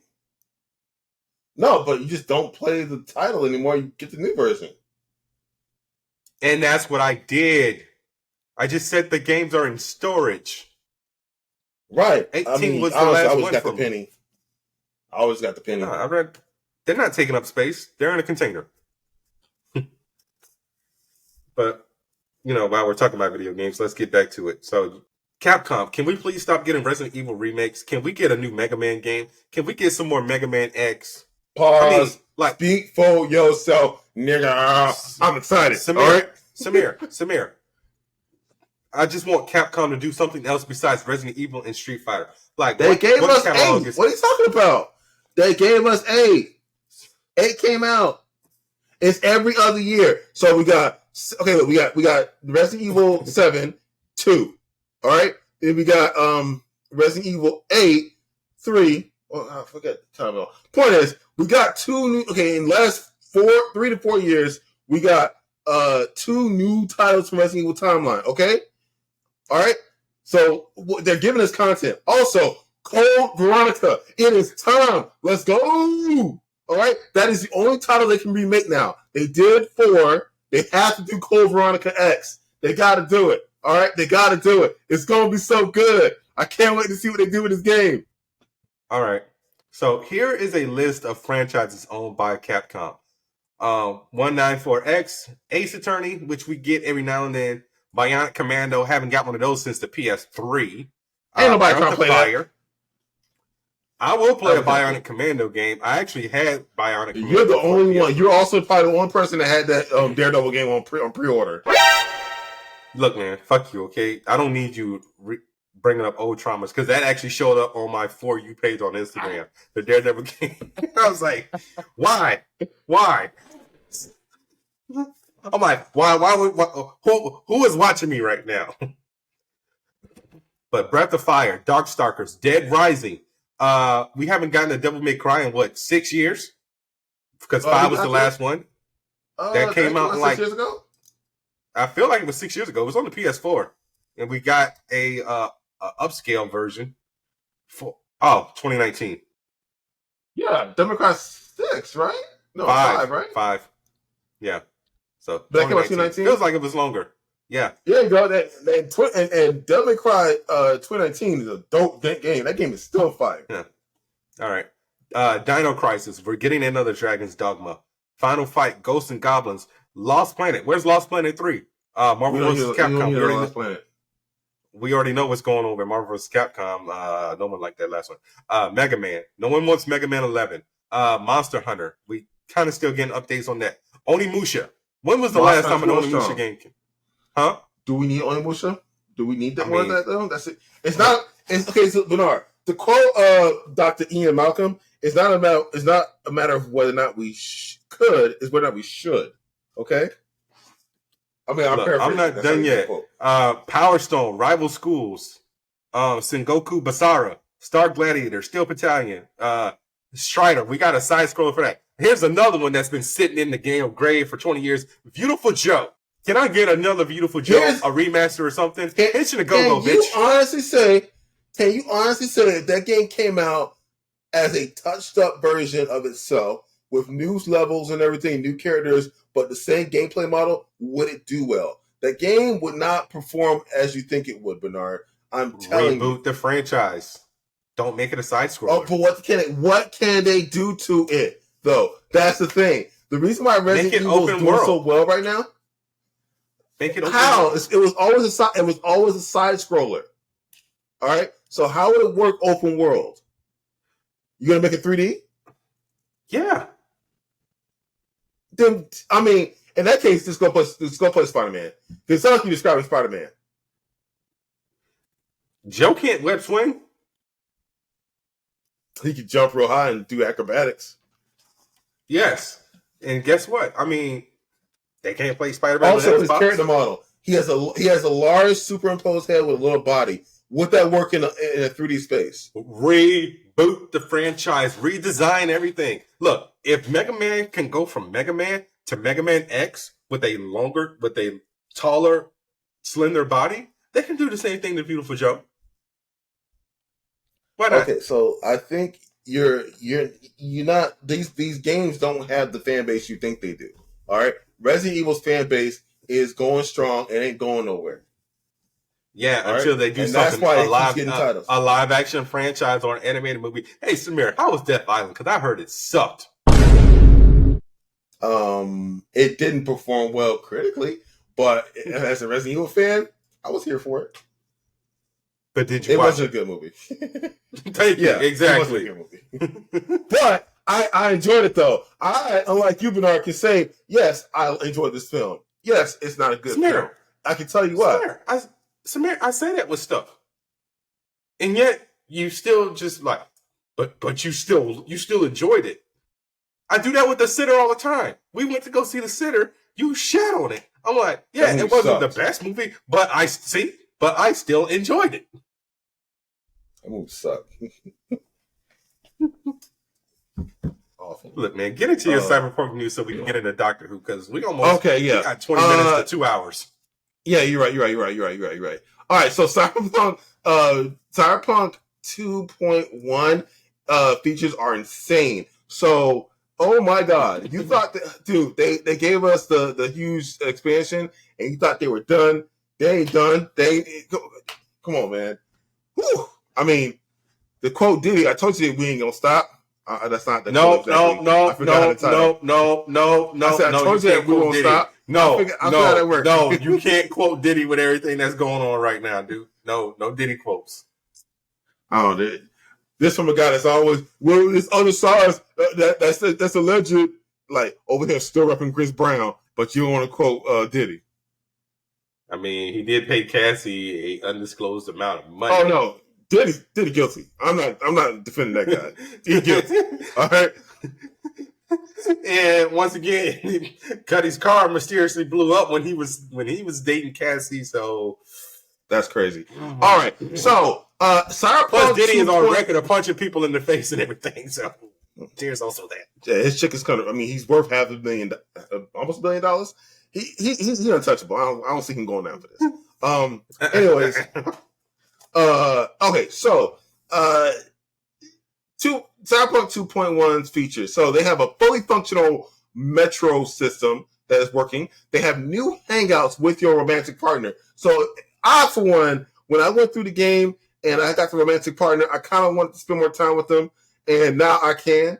So yeah, I'm a Jodie stan. But still no first person mode. I mean third person. That game doesn't work. There's a reason for that, but no. Just learn to play the game first person. No, okay. Dude. I mean, I'll get it on like VR, and that's about it. Okay, but yo, mobile radio. It's like I want to see the character I designed without looking in mirrors and shit and puddles on the motorcycle. Okay, mobile radio. Listen to music anywhere. You cannot turn the music on you when you're walking around. That's something you can do. 5 new bikes and a new Porsche car. Great. New bike gameplay. Wheelies, flips, knife throwing from your bike. What? Let's go. Replayable car races and new rewards. Gangs will now react to your choices and send hit squads at you if you go against them in gigs and quests. Yes. Redone and finished some previously unfinished roads and highways are now fleshed out and reworked, and they added NPCs to them, so the streets are more full now in other areas, which is good. New accessibility settings and HUD customization. and this will all be released December 5th. So it's going to coincide with the Game Awards. Yay, yay! Maybe if it goes on sale next Black Friday, I'll consider getting it because right now it was already on sale. This game is like $20. No, the Ultimate Edition, Samir. This is the Ultimate Edition. You checking it? No, Samir.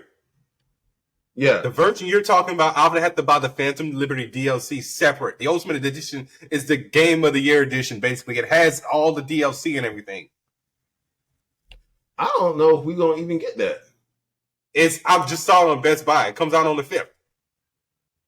Oh, it does. Never mind then. All right, I stand corrected. That's why I just said because you cut me off. I said when the Ultimate Edition goes on sale next Black Friday, I'll consider getting it. You're like, it was only on sale. You're jacking it once again, insulting me. Okay, so let's see. We talked about Resident Evil. We'll talk about that. Half of Project CD Red is working on The Witcher 4. That'll be out. Oh yeah, woo! Let's go. Yeah. Oh, okay. So one thing before we switch over to the review of the Doctor Who episodes, Dave Filoni. This will be funny. Dave Filoni says anyone can be a Jedi with enough training. If you pay attention to the films, you understand the Force is an energy field around all living beings, and that it just takes time and commitment. And metachlorians probably just help facilitate that connection, I'm assuming. So, yes. that answers your question to Samir. No, Samir. Yeah, because he realized. Yeah, because once again, we've gone over this. The stronger your metachlorian count, the stronger you are with the Force. We never said that she can't use the Force. We just said the feats of strength that she was using with the Force was a little cap. All right, so listen. Anyone can use the Force. Samir, she was Force training for let's say 3 days. And all of a sudden she's throwing people, yeeting people to ships.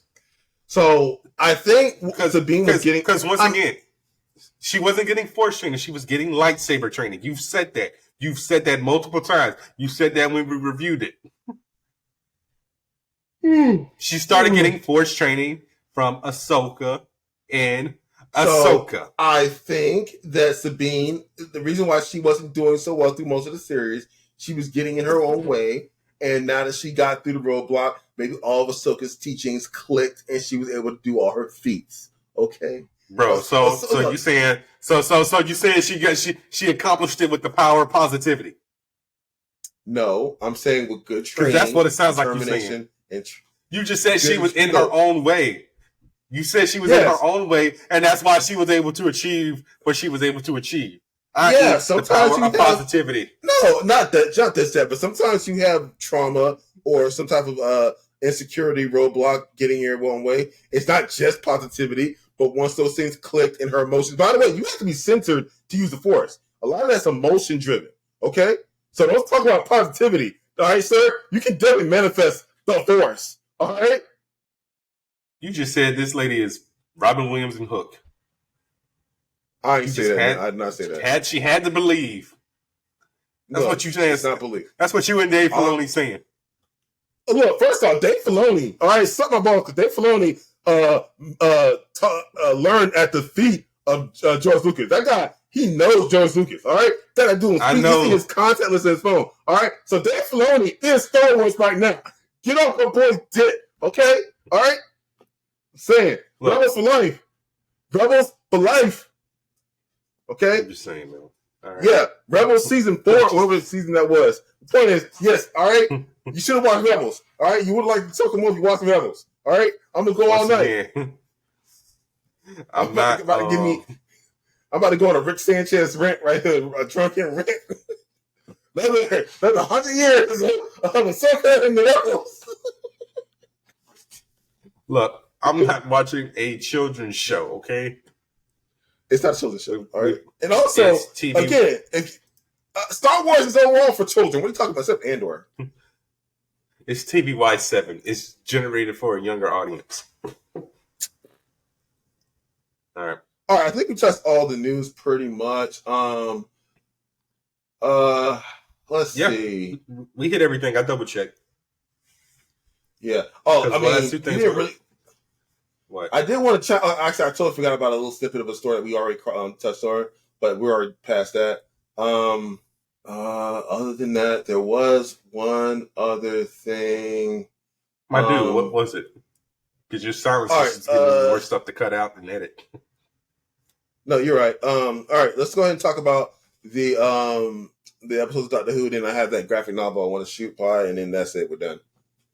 All right. Did you watch the Star Beast? Did you watch the Disney Plus special with the meat? So what? The meat. The meat? Did I watch that one? I got up to... So you didn't watch the new special? I didn't watch the Star Beast, no. I watched all the other ones before that, though. Which, again, it's really hard keeping track of which ones to watch because there are a lot, and some of them don't make sense, and they're all running together. They all make sense, but some of them don't add up to where they're important. Yeah, because I forget I need to watch that, and then this isn't making sense. Again, that desert episode pissed me off to no end because it didn't really mean anything, and you can't tell me otherwise. A lot of these specials, like bro, the episode, the one on the Mars station. Wait before you get there, we gotta finish Donna's episode because you only watched the first part of that, genius. So, finish that up, please. So the doctor got shot in the street by a Dalek, and Jack showed up and killed it. And this was Journey's End. And so the doctor begins to regenerate. And he puts all that regeneration energy into his hand that was chopped off on Christmas in 2006 when David Tennant's first episode shows up. Yes.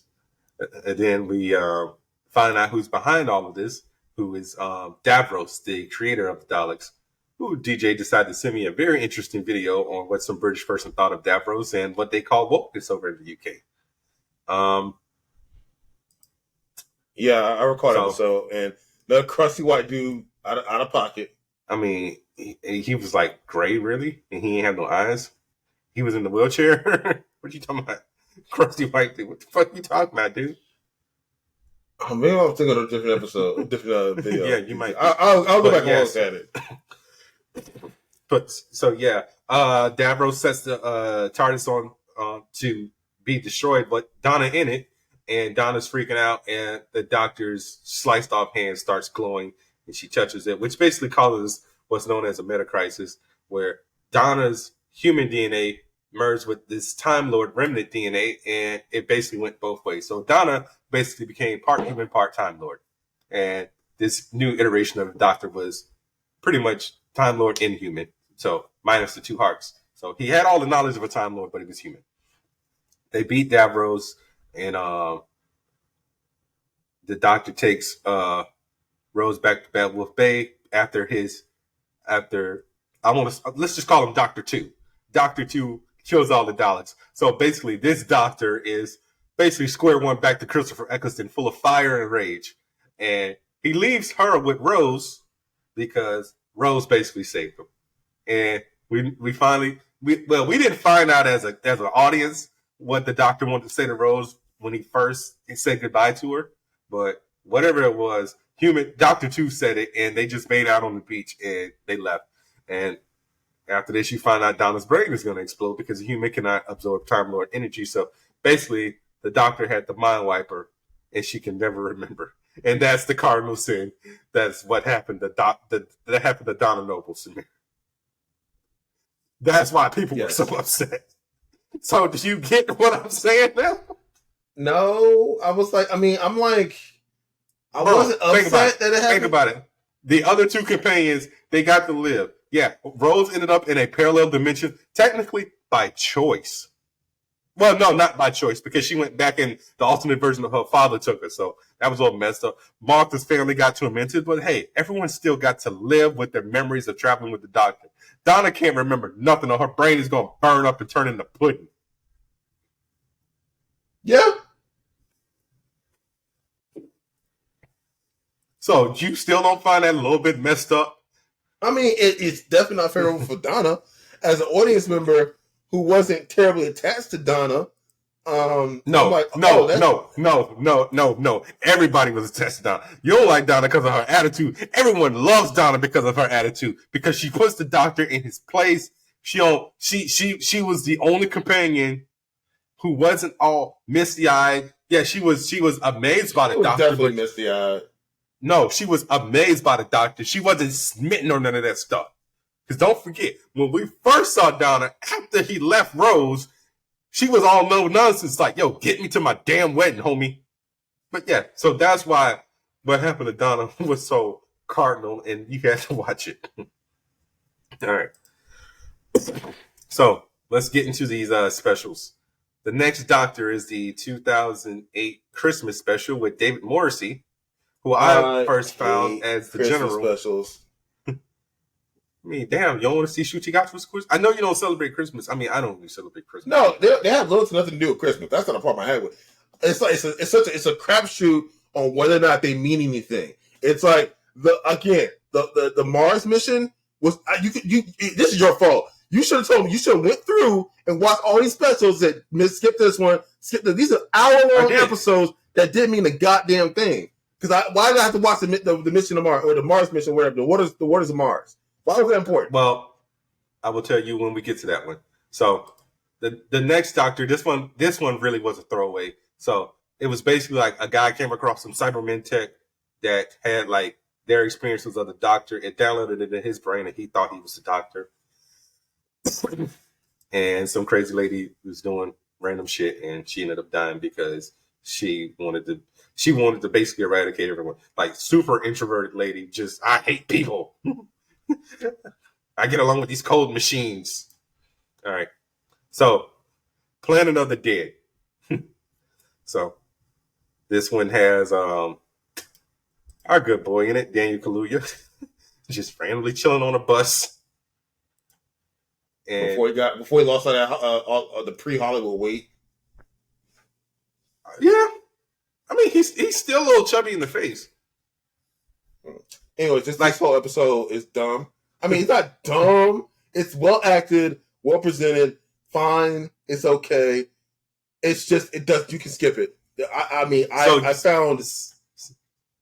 So you didn't want Lady D'Souza to, be the Doctor's new companion? Then he found out that if it was me, she would be in there getting her back blown out. With that being said, they had a good old game. She was fun to watch, but chemistry aside, I don't know. She would have been She would have been fairly interesting. She would have been a pretty interesting companion. Yeah, actually. So it would have been a nice breath of fresh air in comparison to his previous companions who brought little to the table other than Martha. Because Rose was just plucky and Donna was sassy. That's what they brought to the table, and that's it. It's like, okay. Martha was just plain spitting. Yeah, but she also had skills, though. Yes, unlike Rose. Yeah, Donna and Rose don't have any applicable skills. Donna convinced that man to, save someone. Sass. Yeah, that's sass. Okay. That's sass. Whereas the aforementioned art thief, she has a lot of skills and supplies, and she's also very methodical and prepared. And whatnot. She would have been great to having the TARDIS. Like I said, if it was me, same.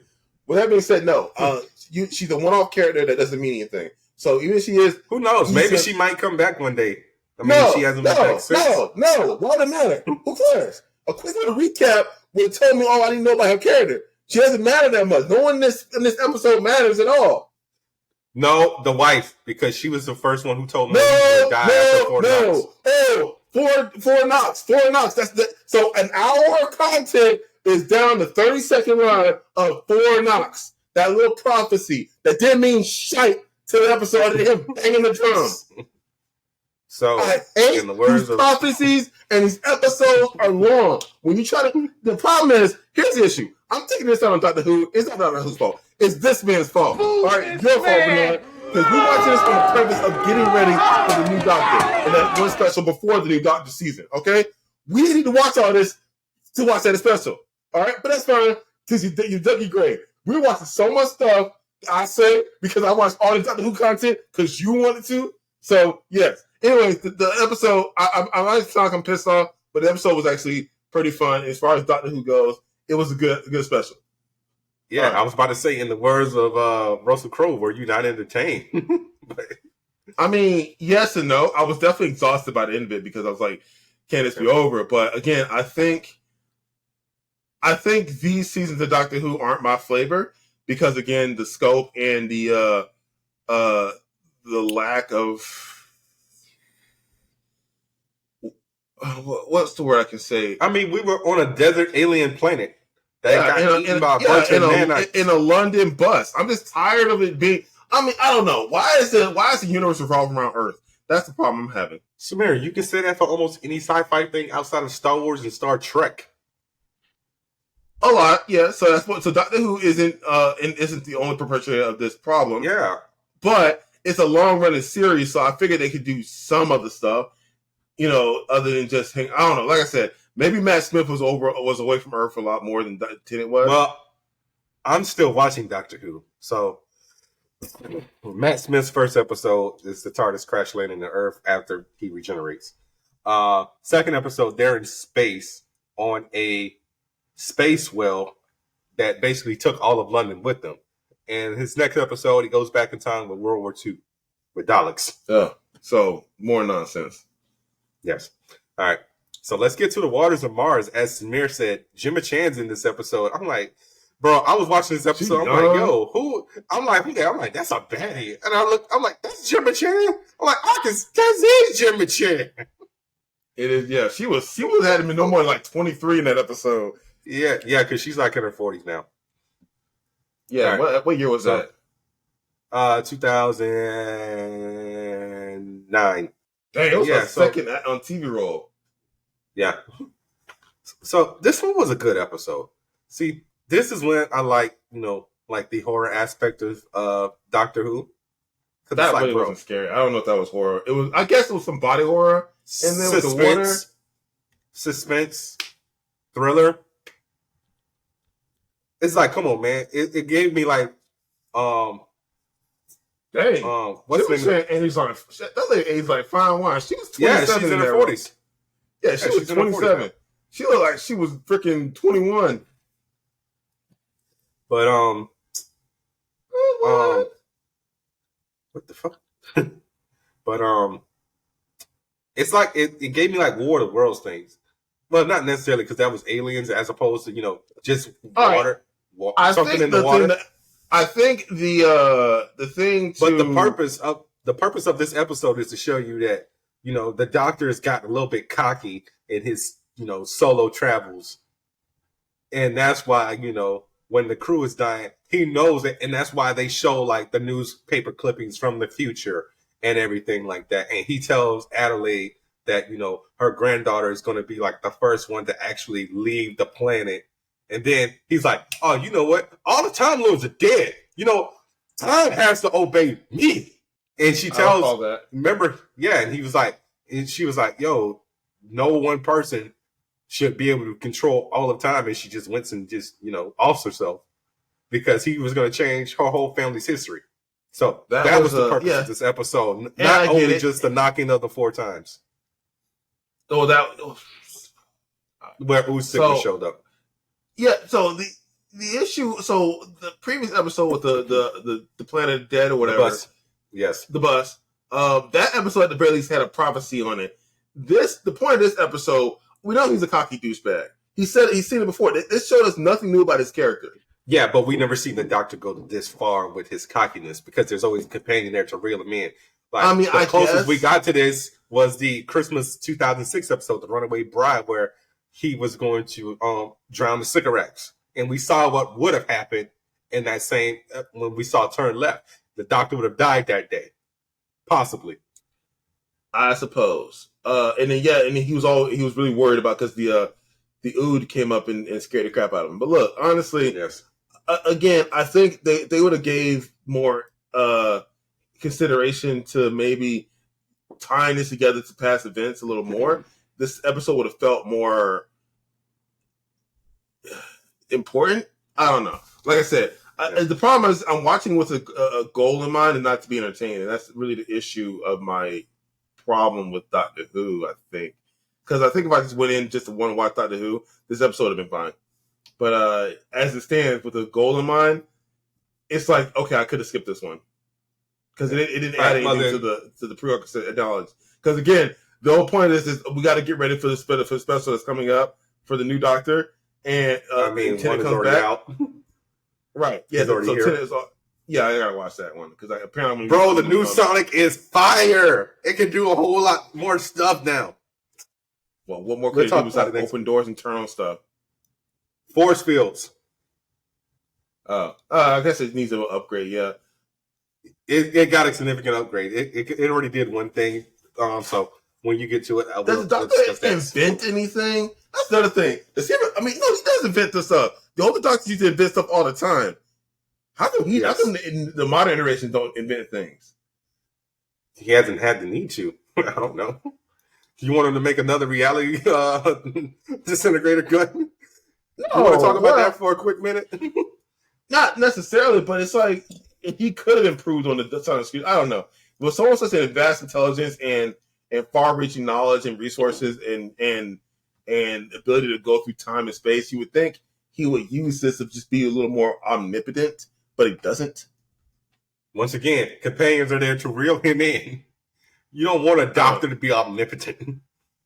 I'm just saying, it's you don't want a Time Lord or whatever the hell the Doctor is to be omnipotent. Yeah, it's like you scoffed at the idea of Rick Sanchez versus the Doctor, but it's a really good comparison. I didn't scoff at it, but I knew who was going to win.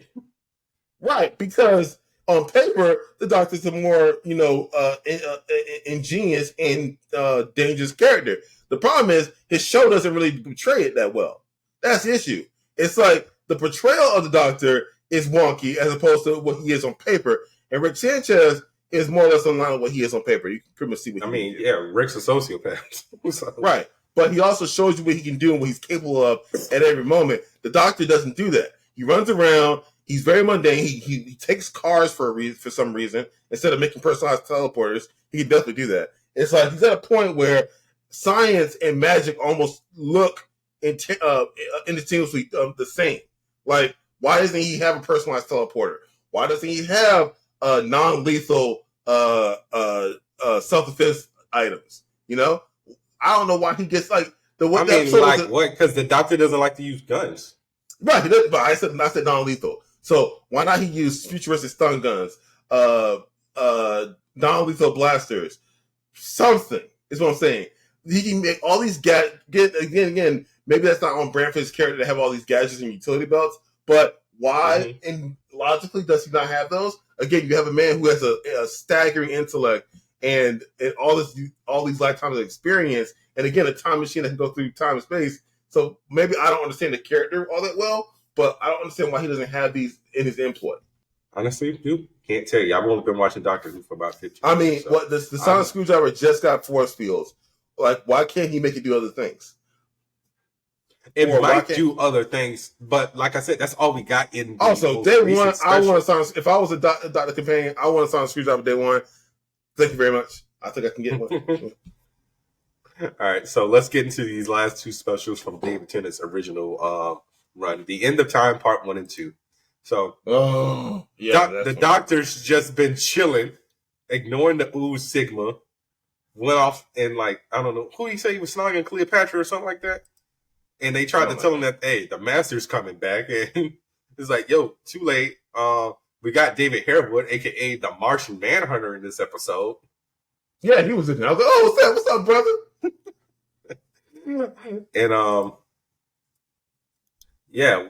the Doctor actually bumps into Donna's grandfather, Wilfred, who basically takes him to a coffee shop and tries to get him to, give Donna all her memories back, despite the fact that he knows it's gonna kill her. And the Master's out doing his shenanigans. His wife, who shot him in that last episode, basically killed him again and basically halted his resurrection, so it wasn't fully complete. Now the Master's out here eating people.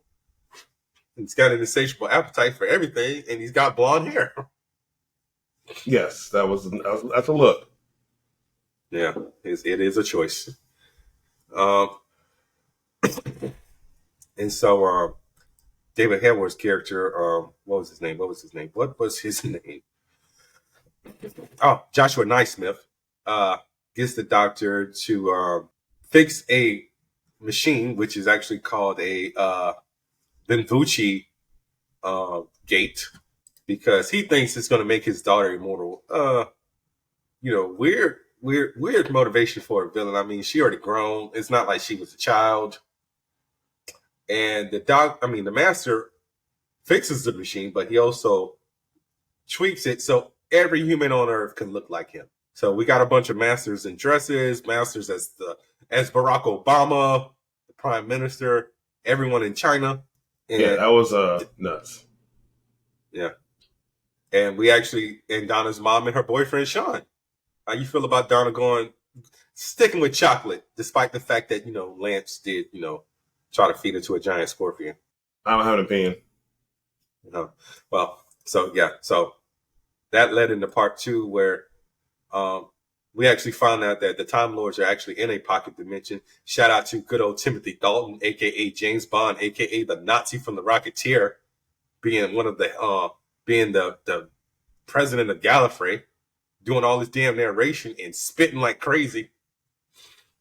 So we find out what the four knocks actually are. They're the heartbeat of a Time Lord, and we find out that they manipulated and tortured the Master so they can get out of their time sealed situation from the war, because they're time sealed. They're not dead. Yeah. So they're responsible for putting them knocks in his head. Yeah, that was nuts. Yeah. And they manipulated time to the point where they got a white dwarf star. I forget the actor's name. Timothy Dalton. Yeah, there we go. That's yeah. He needed to. I just said he needed to chill. He needed to chill. Yo, God was out of pocket. He was high strung. I mean, they were in the midst of war that's when they said, like, the doctor has the moment. The moment is basically like it's a machine that has a big red button on it, and that's what locked them into the time warp. So it's like they're stuck for eternity until this moment. No pun intended. And all of a sudden, Wilf is getting visions of a lady saying, "Oh, you need to be there for the doctor." Blah blah blah. Time to arm up, soldier. So Wilf goes and get his old gun, and we actually found out that 2 of the people who were working on the Fibonacci machine are actually Fibonacci's. They're aliens that are, average height, green, look like cactus, that look like cacti. They're not to be confused with Banana, who was a Finaducci. And, they actually go up into space to get away from the Master, and the doctor fixes their ship. Wilf gives them this gun. They have a nice, heartfelt conversation about, growing old, and that's when you find out that the doctor's 908 years old. And, this is a very good scene. Like, I hate these episodes because not only is it the end of Tenet, the guy who plays Wilf, Bernard Cribbins, he's dead. He passed away like 2 years ago. So we're actually going to get to see his last role in one of these last 3 specials. So the Doctor and the Master team up and actually stop the Time Lords from emerging from the deadlock. And the rumor has always been that one of the 2 lady Time Lords who defied them, who had their hands over their eyes like weeping angels, they've always said that one of them is the Doctor's mother, but now due to the Timeless Child retcon, maybe raise the Doctor, I don't know. And so the Fibonacci machine gets destroyed, and Wilf decides to be a hero and save somebody, but the issue is it's a radiation container, so the only way you can get in is if somebody gets in the other one and hits the button. So now Wilf is locked in, and the thing is about to go critical. And so the Doctor sacrifices himself with an immense overload of radiation to save Wilf. One of the saddest moments in Doctor Who for me. Because now the Doctor is on his last legs, and he was like, and bro, like when you're watching the episode, you're like, how the hell is this Tennant's last episodes if, The ooze said he will knock 4 times and the master's gone. And you just hear Will. I'm like, oh my God. And so the doctor, he goes and says all of his goodbyes to all the companions that we've seen in the Russell T Davies run, because this is also Russell T Davies' last season. So the doctor saves Sarah Jane's son from getting hit by a car. He knocks over some turn, and we found out that Mickey and Martha got married. How'd you feel about that? I mean, no. You want her to stay with Tom Ellis? Because that's who she was originally engaged to. She found him after the year that never was. Yeah, like that kind of caught me off guard. I'm like, wait, when did this happen? And when did they meet? Huh? Remember, they met in the last episode, in like the last 2 episodes of Donna's run.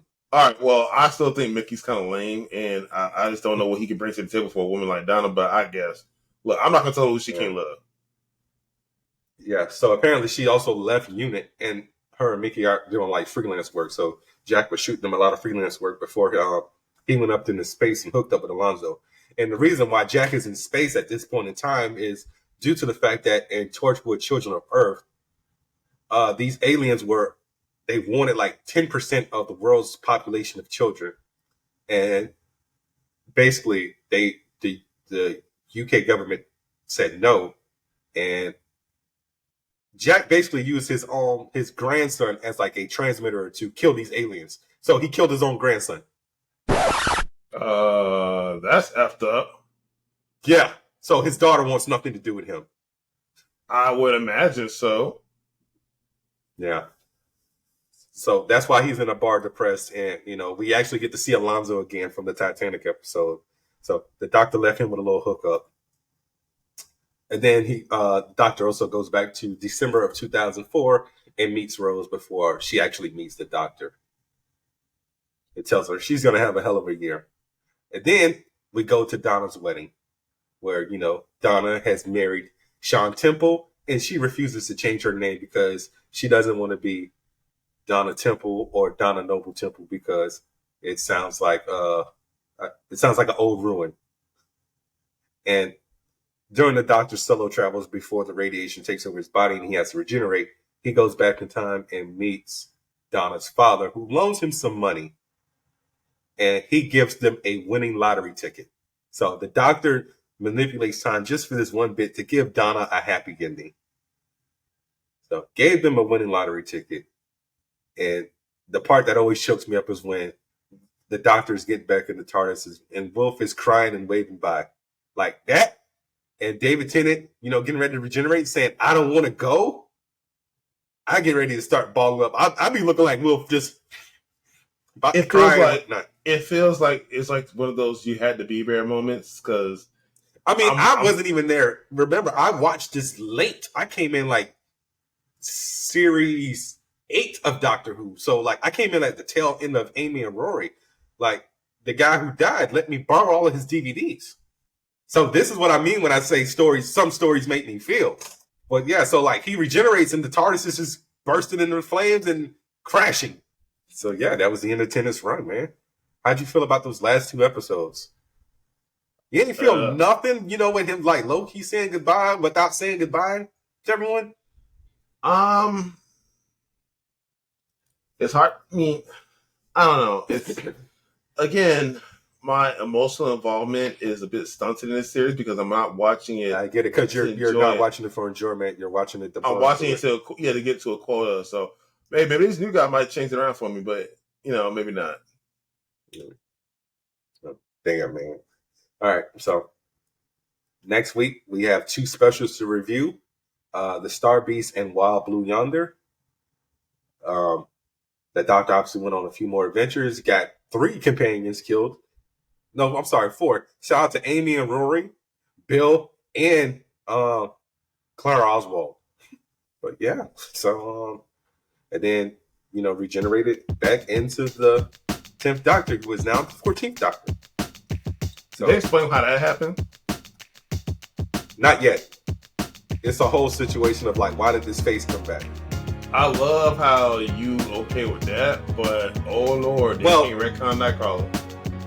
No, because I told you they low key touched on this in the 10th anniversary special, the Day of the Doctor, where Tom Baker comes back as the curator, and Matt Smith's like, I know a familiar face. He's like, yeah, you'll eventually be able to, go back to some of the old ones. So it was there for 10 years. It's just the first time like I said, we saw Tom Baker come back as an older fourth Doctor. So it was there, but we never saw a regeneration into it. Yeah. So all right. We're gonna call it a wrap. All right. So was that it? Yeah, we'll call it a wrap. I do want to do a quick shout out for this graphic novel. Oh yeah, go ahead. That I read. Farm 54 by Galit Selector. Sorry, basically this particular instance, because unfortunately there's still an issue with Palestine and Israel, so I figured this was still poignant. But yeah, this one also. Yeah, I think we're at a ceasefire now. No, it ended. It ended. People started dying again.